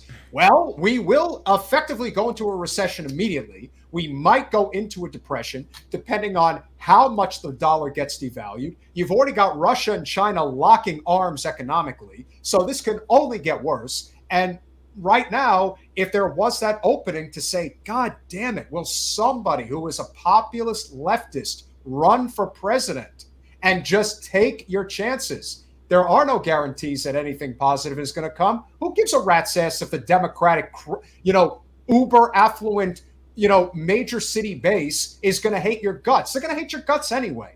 You saw what they did to Bernie last time. You saw what they did on behalf of Joe Biden. This is By the way, I will say, number one, it's not only Nina Turner. I'm saying this for anyone that would want to jump in that's willing to punch Biden in the face. YouTube, I'm saying figuratively, not literally. We're not talking about violence.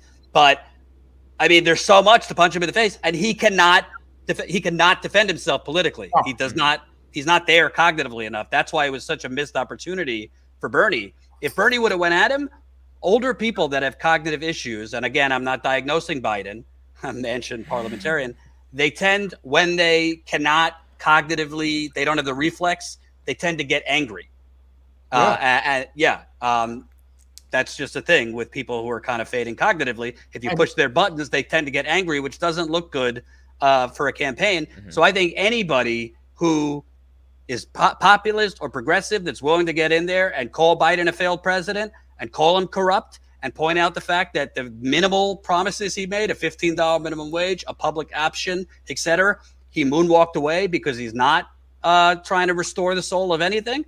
And frankly, I don't want to lie to the audience. I still think it would be unlikely. But if there was an opportunity for an independent candidate to actually compete, I'm not saying definitely win, but actually compete. Remember, a long time ago, Ross Perot got, 20%? Oh, yeah. Mm-hmm. This is now, because you would have one of the most unpopular incumbent presidents if it's Biden, and Trump still has the highest unfavorability of anyone. And I think DeSantis wouldn't be far behind him. So I think if it's a third-party candidate, think of like a Jesse Ventura or a Mark Cuban, or I don't know if they could win because it is so stacked against an independent candidate just for ballot access and other things. And you'd have lawsuits and everything galore coming from the Democrats and the Republicans. But I think right now it's the wild, wild west. And you have two really, really weak front runners. I just said a lot. So. Yeah, on the Democratic side, I just really, while I agree that I think Nina Turner or someone like her who, to use your own analogy there, would punch Biden in the face figuratively on this sort of thing would be great. There's no way that there will be debates on the Democratic side. I don't think that there's any semblance of reality or any universe in which the powers that be at the DNC just kind of change their minds at this stage in the game. I think that they're probably questioning maybe this was a mistake or something. I don't see what they stand to gain. I can't think of how they walk back all of the people. Well, let me ask you, you're 29, 30, not to blow up your spot. Okay. If Marianne Williamson or RFK Jr., let's say you don't necessarily support either, but let's say they get to 25, 30%. Which would mean Biden is down to only having a 15, 20% lead. Right. If they won't do debates, doesn't that make younger people more likely to say, then I'm sitting out the general if they're not going to hold a primary? Probably. And I mean, I'm somebody who I think I've said it on here before. I won't vote for Joe Biden again. I actually didn't vote for him last time. I voted third party. I voted for Joe Jorgensen because I was I am not voting for Joe Biden after the pool of candidates that were available, and after watching how the DNC played all their games in 2020 and having seen it before, I would absolutely support a different candidate in the Democratic primary. But if Joe Biden is the nominee, there's no chance in hell that I'm voting for him again. I will look for an alternative elsewhere. It's just not. I'm not voting in my best interest of voting for him. He's I frankly, call me ageist. I think he's too old. I think he's out of touch, doesn't understand what life is like for actual Americans living in 2023. He can't relate to what people's lived experience is in the country at this point. I've seen firsthand, doing reporting on the ground for Status Coup, how much of an absolute failure. And it's not even just him. I mean, it's the last couple administrations have been for Middle America in particular. Seeing what I saw in Jackson, Mississippi last summer when the water crisis was going on, and beyond the water, just seeing the state of that city and the state of disrepair, unfortunately, that it was in all sorts of ways. Seeing the handling of what's gone on in East Palestine. Hearing more from you about the reporting you've done over the years of what's going on in places like Flint, Michigan. This system of just kind of allowing these people who have been in power for 35, 40 years to continue to do their thing isn't working. So, in a Democratic primary, yes, I will vote for somebody that is not Joe Biden. But if Joe Biden is the ultimate nominee, and I don't think I'm alone in saying this, I don't think that there's any way that he could potentially sway me to vote for him. So an independent option to me is really the only way for.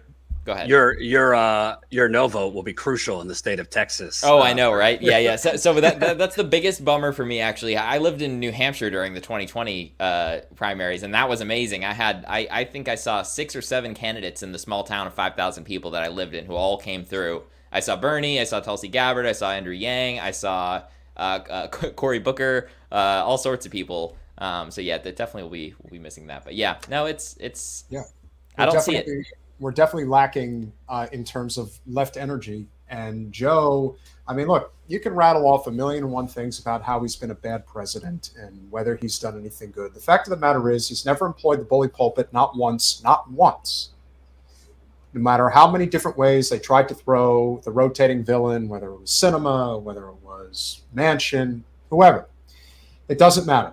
And now you got another issue that's going to pop up, which is obviously not something we can discuss now. It'll take too much time. But of course, this very dangerous third-party movement that's being funded by billionaires, which is coming through the No Labels Party. That's going to be a huge problem. I went and I checked their Instagram, and one of the top people that they were touting was Josh Gottheimer from New Jersey. I'm like, this is perfect. This is exactly what they need. And so that was the dead giveaway as far as I could see. And right now, whether and even if it's not Nina, to me, there has been such a lack of cohesion with these left spaces in terms of actually focusing on the things that matter. There's too much of this drama nonsense that go on all the time. Jen and I talk about this constantly on our show because we don't get a lot of viewers. We do not get what some of people that we're even friendly with end up getting. 9 o'clock tonight. 9 o'clock tonight. We don't have a big audience right now, but everybody watching, tune in to Peter's channel. Maybe he'll rock the Trump. He also has a great Bill Clinton impersonation. Great Bernie. I think Bill's here. We'll bring him in.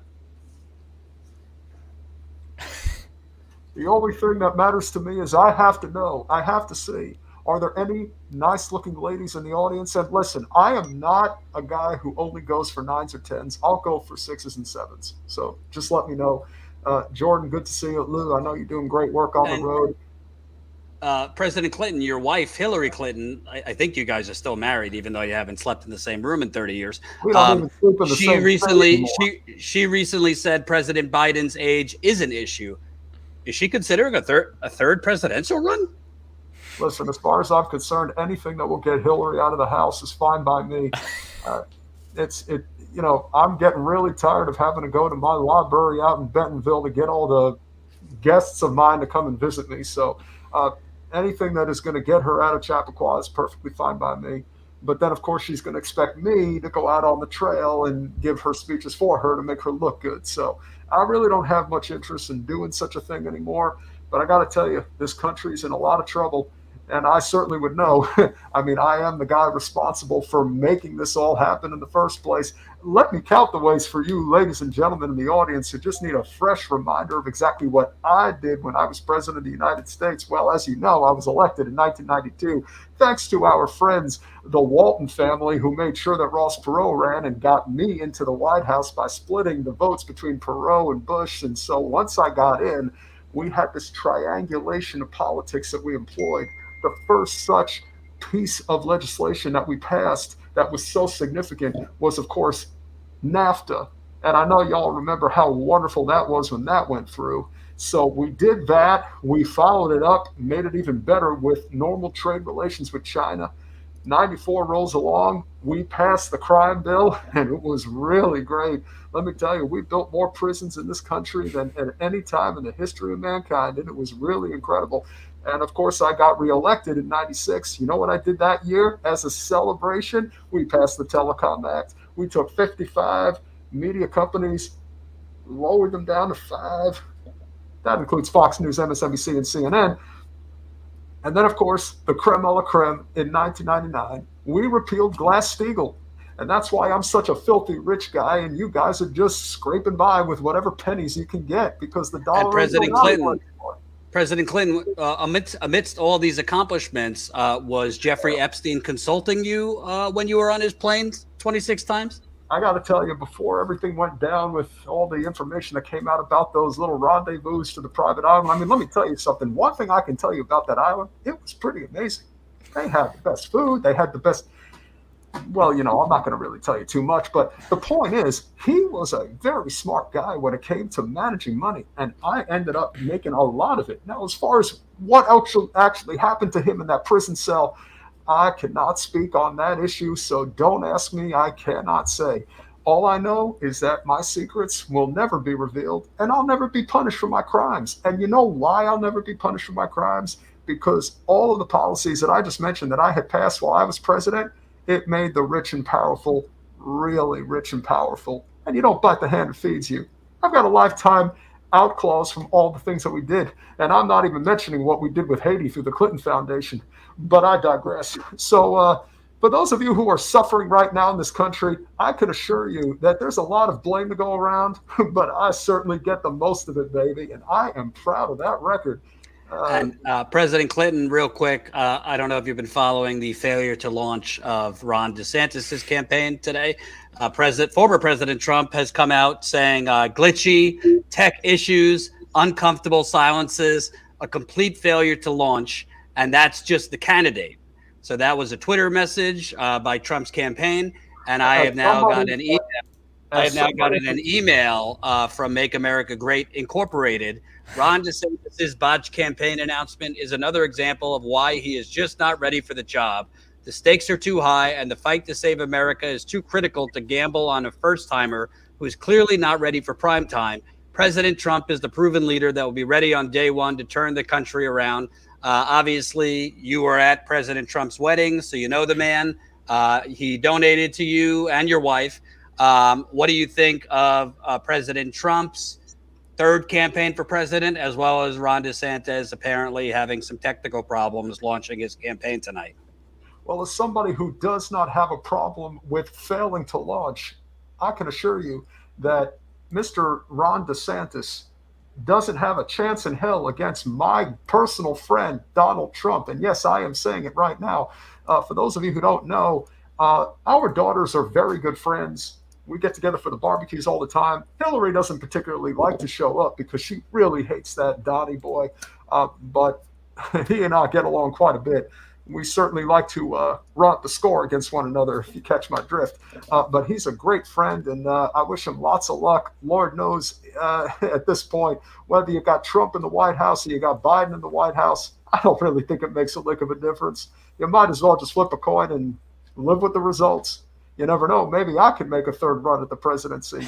I know that law's been written for a long time. But if I got out there on the campaign trail and started shaking hands and kissing babies and giving my wonderful speeches like I'm doing right now, I think I could get enough of a plurality to get back in the White House. I've done it before. I can do it again 3 times a year. As a tease to Status Coup viewers who might, 9 o'clock, it's a little late. Will Bernie Sanders be coming out tonight at 9 o'clock on your channel to answer questions for why he endorsed his good friend Joe in May 2023, a year and a half before the general election? Why? We need answers. Will Bernie Sanders be making an appearance tonight at 9 o'clock? Well, if I have anything to say about it, of course, Bernie would be long gone, done and buried. I mean, that's just how it is. But I was not able to make that happen. So I guess he's going to show up on that Generational Change podcast this evening, and they'll be discussing exactly where things went wrong. And boy, did they ever. I wish Bernie had a spine. I know he's still looking for it these days. Mine's certainly intact. I've got one hell of a record that I can go to sleep soundly on. You know why? Because I sleep on top of $100 million, and you would too if you had that money. Remember, folks, you got to subscribe to Generational Change. They'll be live at 9 o'clock. I'm sure reacting to the failure to launch Ron DeSantis. Peter or Bill's partner is Jen Perlman, who ran against Debbie Wasserman Schultz in 2020, excuse me.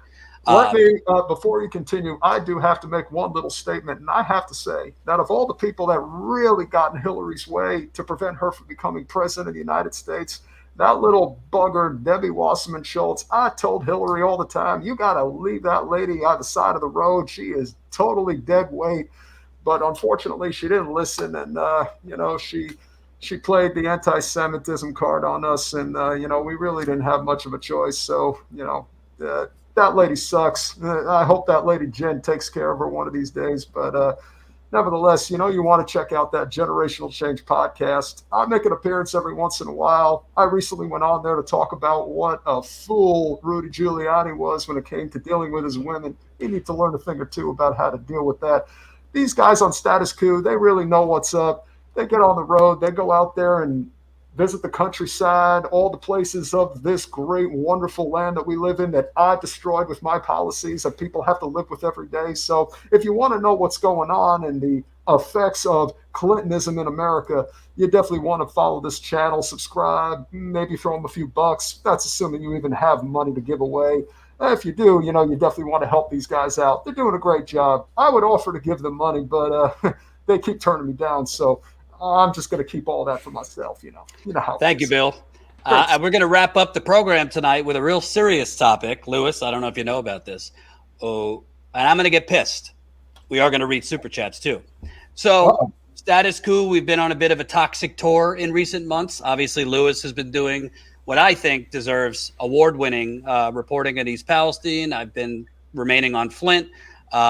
Stay tuned on Flint. I might have a new story coming up. And Kalamazoo I just went to.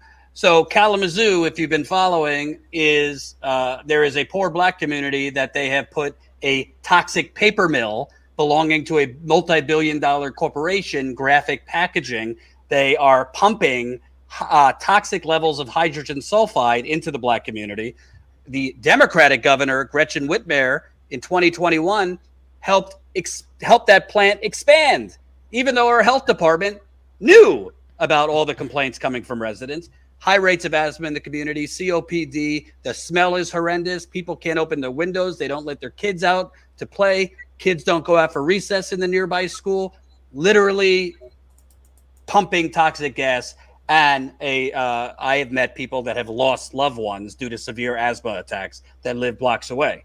So after our reporting, the health department in Michigan suddenly decided to release a health study that they had been dragging their feet on for 3 years.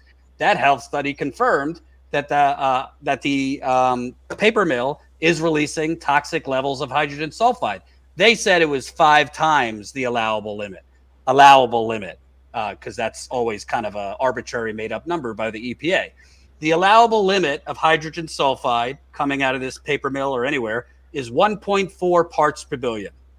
I want to show you, how much do you think it was, Louis, at around 3:30 today? I saw your tweet, so I've got a rough idea. I don't know. Not what that it one. is. No. It's not This is that another one. Yep. Just take a guess. 1.4 parts per billion of hydrogen sulfide is the allowed limit. How much do you think was coming out of the paper mill at? That's 40 parts per billion. 765 parts per billion. Wow.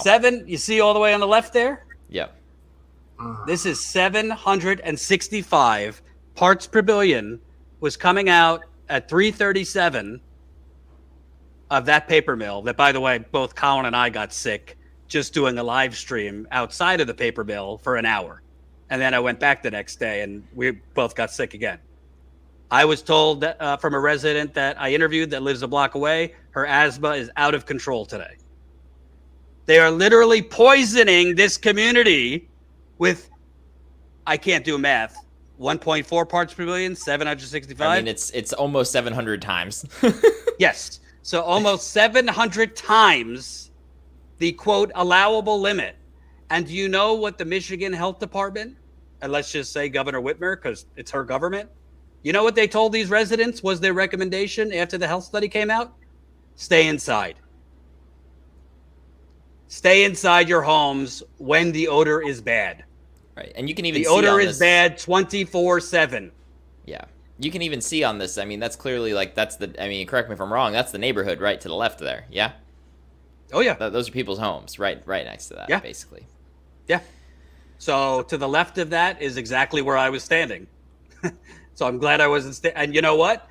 I am going to start monitoring it more because who the fuck? By the way, earlier in the day, it was 140, which is still astronomically high. A couple hours later, it was 765. This is, in a normal, sane system, you would do one of two things. You'd either shut down this plant immediately until they could follow regulations, which the regulations are fucked up anyway, but that's besides the point. Or you'd evacuate these people. I mean, it's that simple. Hydrogen sulfide. By the way, there's a lot of other gases they're releasing from that plant that the health department over 3 years only looked at for 3 days. So I don't even trust that hydrogen sulfide is the only problem. Right. And for you devil's advocate people, well, Jordan, paper bills all around the country smell. Smell does not always equate health problem. You could have a bad smell, foul smelling. You know, sometimes your shower might smell a little like eggs. That's not necessarily a health concern. That might be too much of certain chemicals, but it's not hazardous to your health. If you have 700 times the hydrogen sulfide, that is a upper respiratory bomb. And this is under a Democratic governor. I am not defending the previous governor, Rick Snyder, who should be in prison for what he did at Flint. But this is what Peter is talking about. We are in a neoliberal hellscape where, because the Midwest, largely deindustrialized, and other parts of the country have been deindustrialized, because this paper mill employs 650 people, which is a major employer in a place like Kalamazoo, because this paper mill gives the colleges $100,000 here and there, donates to the food pantries, donates to the nonprofits. Well, what are we going to do? Shut them down? So they'll just go to Mexico or China or wherever? Guys, No, I mean, guys, do you want a Republican governor back in the in the governor's mansion in Michigan? Is that what you're saying?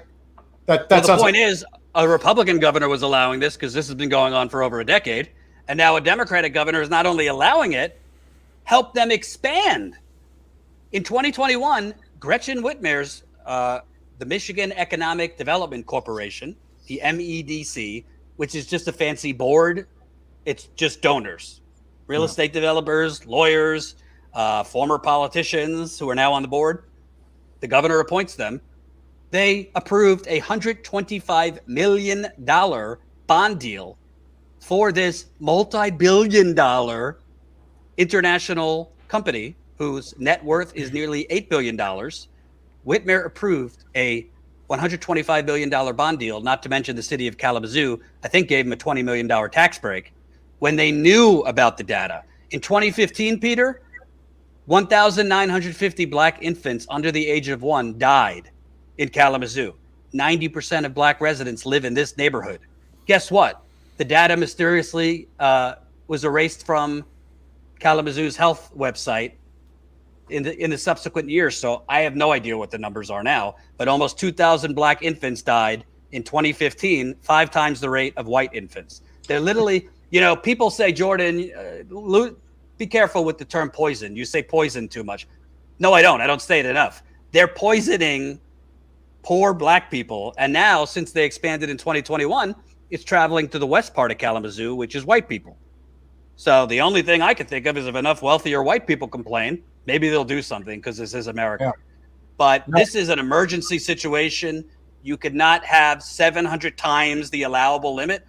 As Lewis could tell you from his reporting in East Palestine, we technically have an EPA. I don't particularly know what they're doing other than playing Robin to the corrupt Batman that is corporate America, from the railroad companies to the paper mill. But I got to tell you, elections is not going to get us out of this. No, I'm not saying don't vote, but this kind of corruption, which is bipartisan, by the way, Kalamazoo has Democratic leadership, city council members, the mayor, they all ignored the activists who were begging for help. And now when the health study came out, all of a sudden it's a top priority. And they're acting like they've been on it all along. I've listened to the recordings where these politicians ignored the few activists who were begging for help. So I just wanted to update people there. Honestly, the fact that I have a daughter now, I wouldn't go report next to that plant again. I don't think it's safe to live there, much less report. I would go to Kalamazoo. It's not safe to be anywhere near that plant. And by the way, the people who work in the plant, I'm right now trying to get a few people to speak to me. There's high rates of cancer for their employees.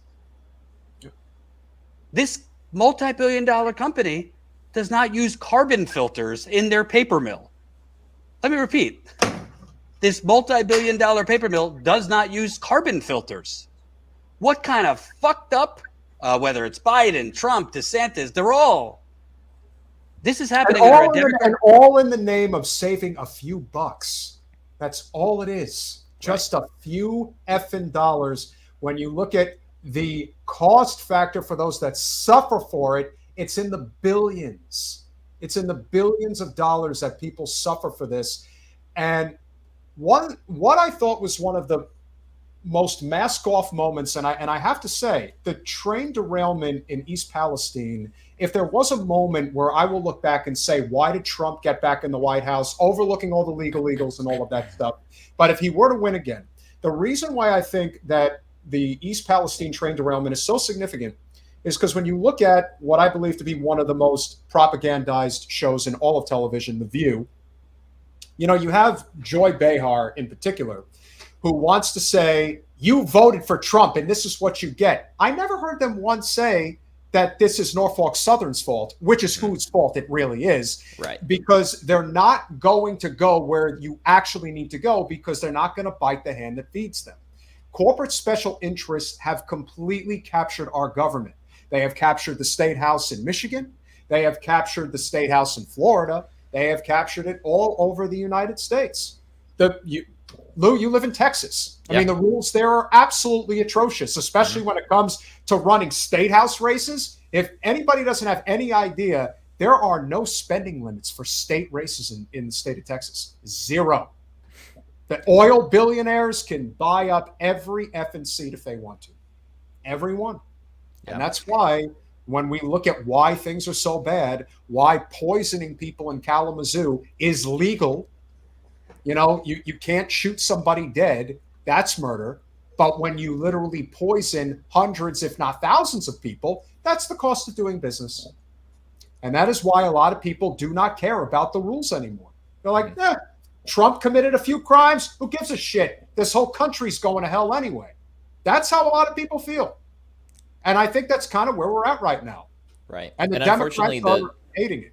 Right. And unfortunately, in all of these cases, the regulators who are supposed to be holding these corporations to account also fall into the same problem, because most of these regulators are going to be, their heads are appointed by these politicians, to your point, which are mostly bought and paid for by these same corporations. Then, when you end up in a situation like I've seen in East Palestine, Jordan's seen in some of these other places, the residents are then being frankly lied to in a lot of cases. At worst, at best, these agencies are incompetent. But to me, it looks more like actual lies, purposefully in some cases, or maybe not purposely. Maybe they are incompetent, using inappropriate equipment to do a lot of the testing. So, we wonder why this continues to happen. Folks continue to be poisoned, to use Jordan's term, in so many of these places. There's the system just allows for it as it is right now. All I know is at the end of the day, okay, I believe as a journalist, and maybe I'm just naive, I believe, they say a politician's job, the most important job of a leader is protecting your people, national security, etc., which obviously our politicians don't care about. I give you the mass shootings. I believe as a journalist, the top story is life or death. There's a lot of important things, corruption, social justice, etc. But at the end of the day, as a journalist, if you know of things that are potentially killing people, I think that rises to the front page. Unfortunately, the corporate media only covers like in-your-face death. They say if it bleeds, it leads. But if you have 700 times, and this is just today, so it's possible that at certain parts of the day, I've been told by residents in the wee hours of the morning, like 1 a.m., 2 a.m., it is god-awful, the smell. So it might be even higher because they might be cranking up whatever the hell they're releasing in the middle of the night. But if you have 700 times what's supposed to be regulated gas, I mean, that's literally shortening your life in real time and I interviewed a woman whose 17-year-old daughter died of a severe asthma attack living a block away from that plant. She had minor asthma growing up, moving near that plant. It got so bad they couldn't save her. Her 32-year-old son is on 24/7 oxygen. On that block, nobody goes to the playground. Down the street, 300 feet from the plant is an elementary school. They don't let kids out of recess. I mean, it's just crazy. This is happening in America. And meanwhile, you have, remember the nauseating puff pieces. New York Times doing puff profiles on Gretchen Whitmer. The Washington Post doing nauseating puff pieces on Gretchen Whitmer. MSNBC has the Attorney General who, by the way, destroyed the Flint water investigation. They might as well be having her live in the green room. She's on there so much, fighting the good fight against fascism. Well, I don't know. Are some laws being broken here by this paper mill that a state attorney general's office might want to look into? It's crazy. I'll follow up on it. We've gone pretty long. Louis, if you got to go, I get it. Let me read some super chats. Double K, 1999. Thank you so much. This was not a super chat, but I started to yell at this person. David, I don't know if you're serious, but get off my lawn. Jordan, you showed up for work for 3 days. If he shows up the rest of the week, I'll become a member. All right, David, I hope you're joking. David, besides the fact that I have a 6-month-old daughter, I work on a slow day about 15 hours a day, besides the live stream. I'm on phone with sources throughout the day. I go through documents throughout the day. I listen to hearings, which I'm doing right now on East Palestine throughout the day. Okay. I'm doing a lot of tedious business shit for Status Coup because I am the CEO, which I don't like to throw around, but I'm handling several things behind the scenes right now, including a licensing deal. Number four, I am trying to avoid my third back surgery, so I'm going 3 times a week to a chiropractor getting spinal decompression. Peter knows all about that. I work, you could ask Louis or Colin, I work quite a lot. The reason I'm not live every day is this radical thought. Maybe Cenk Uygur could have done this when I was at the Young Turks. It's to elevate other people. So it's not just the Jordan show. So we have Kim Brown on a couple Wednesdays every month. Louis now on Wednesdays. We got Ron and Tina on Thursdays. Tina again on Friday. I go live on Friday, but I'm usually live Monday, Tuesday, Friday. Obviously other dates, just if stuff's breaking. But Hey, I'm not live. let Jen and I cover you one time. We will. I'm not live every day, so we could actually have a rotation, a network. So I don't want to see any more comments. I won't censor you, but I will yell at you because I work harder than most people I know. Thank you very much. Jordan absolutely works harder than most people. New member, Caitlin. Thank you very much. Appreciate it. Cute baby.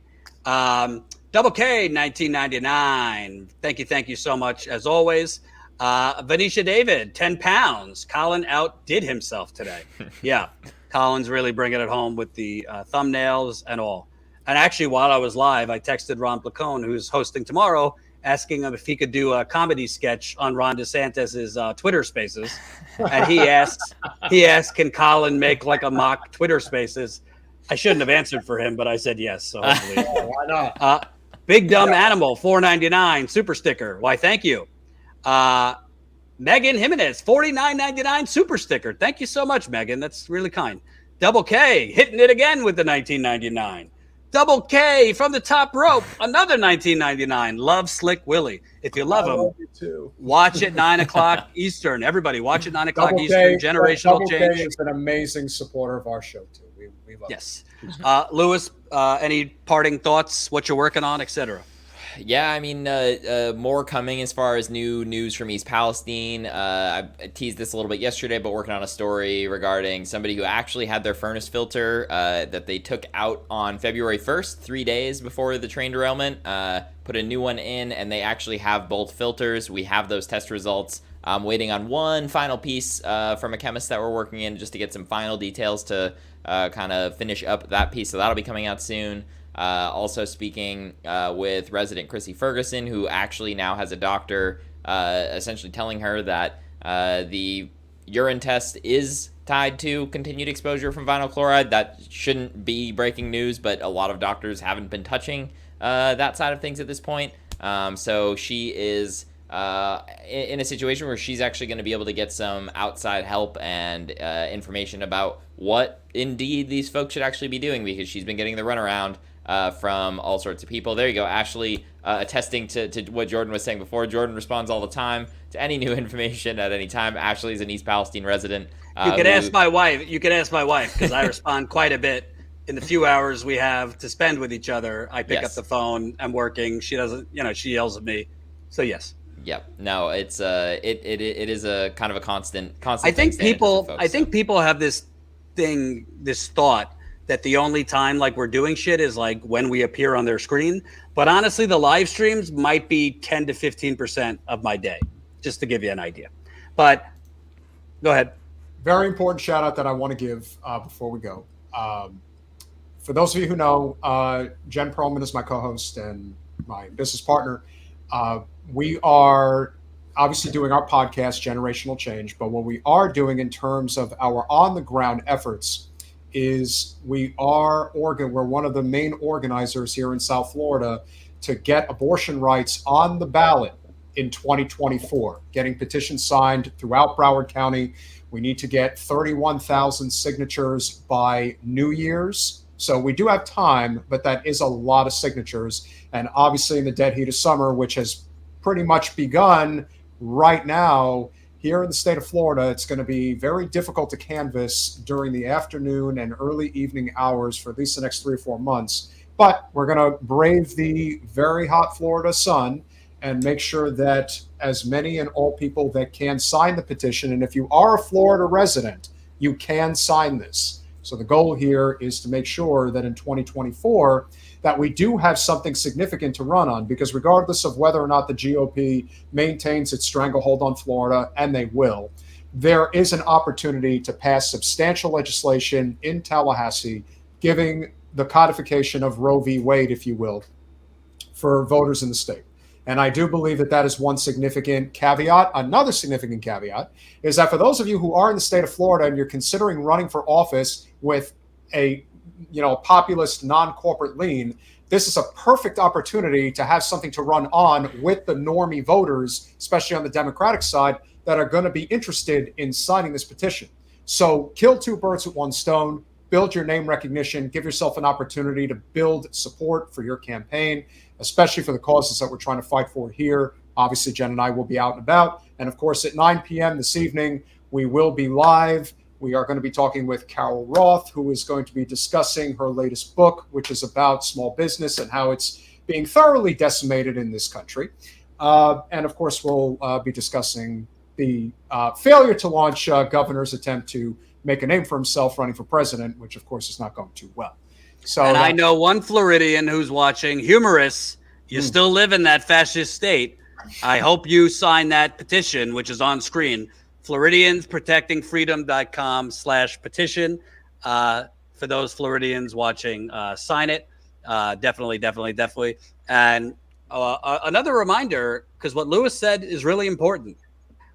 We cannot normalize what's not normal. So in addition to the Kalamazoo thing I just mentioned, which is there is 700 times the allowable level of gases coming out of that plant, we should remind people, as far as we know, Louis, there are at least at this point 7 or 8 residents we know of whose urine has tested at significantly elevated levels for vinyl chloride. What that means is vinyl chloride, which they detonated off those cars in February, they are having continual exposure to vinyl chloride, because vinyl chloride is supposed to leave your body basically in 24 hours. Yeah, so the fact metabolite, the fact that they're still showing up in their urine at this stage in the game indicates that that they're continually being exposed to this. What they're being tested for is a metabolite in their urine. The metabolite is created by exposure to vinyl chloride. At the levels that they are being exposed, there's not another way to do it, essentially. It is happening due to continued exposure from this, despite the fact that the EPA and others are trying to gaslight residents into thinking otherwise. Unfortunately for the EPA, when you actually talk to real toxicologists, chemists, doctors, that is not the same conclusion that they come to. So that is something that the EPA is going to have to reckon with soon. I believe it may actually be today. There is a CDC kind of question and answer in East Palestine. I could be mistaken on that, so don't quote me on it, but we'll see if we get any answers from something like that. That is in the works. They canceled one initially, which is not a good sign for them, but we'll see if one ultimately comes forward. By the way, kind of a problem, since vinyl chloride gives you rare forms of liver cancer, lung cancer, reproductive issues, could have brain tumors, not neurological issues. Not a good thing to have in your urine. And by the way, this is the people who have gotten tested. Overwhelming majority of East Palestine has not gotten tested. I would take a guess, for those who get to 4,700 residents, I'd take a strong guess that you'd have at least 30 to 40% of residents, maybe higher, that have some concerning levels of vinyl chloride, which indicates a fucking mini Chernobyl that is going to lead to one of the biggest cancer clusters in America. Hate to say it, but I'm just going to level with you. If you have elevated levels of vinyl chloride, hopefully not everyone, but it is a really highly, highly toxic gas. So anyway, thank you everybody for watching. Thank you to the new members who signed up. Thank you to former President Trump, former President Bill Clinton, Peter Hager, Louis, back at it tomorrow, Ron Pacone, Tina Desiree Berg, and Louis and I are continuing to work on the investigative reporting. One last reminder, we're not done yet. We're still growing. Our goal is 125 paid members. We have grown over 103 paid members this month. We want to shoot for 125 paid members. If we keep going at this rate where we could grow 100 or so paid members every month, that is a surefire way to expand. Because 100-ish paid members at $5, we have $5 members, we have $10 members, we have some people signing at $20 members. That is a really, really helpful amount of stable revenue coming in, which is the name of the game. You don't want to be reliant on YouTube, which every month is different in terms of the revenue. We are barely get money from advertisers. You want to be reliant on your viewers. If we keep growing stable amount of people signing up, then we could go consistently on the ground reporting. Get another Louis if he or she exists. We need help with production. We need help with marketing, equipment, et cetera, et cetera. So please, if it's within your means, statuscoup.com/join, unless you want to support the rest of the assholes just talking about the same thing from their studio. But if you want to support real on-the-ground journalism, this is how you do it, statuscoup.com/join. Thank you, everybody. Tune in to Generational Change at 9 p.m. Eastern and go subscribe to their channel. It's in the description. Thank you, as always, gentlemen, for what you do. Thanks. Thank you. Bye-bye.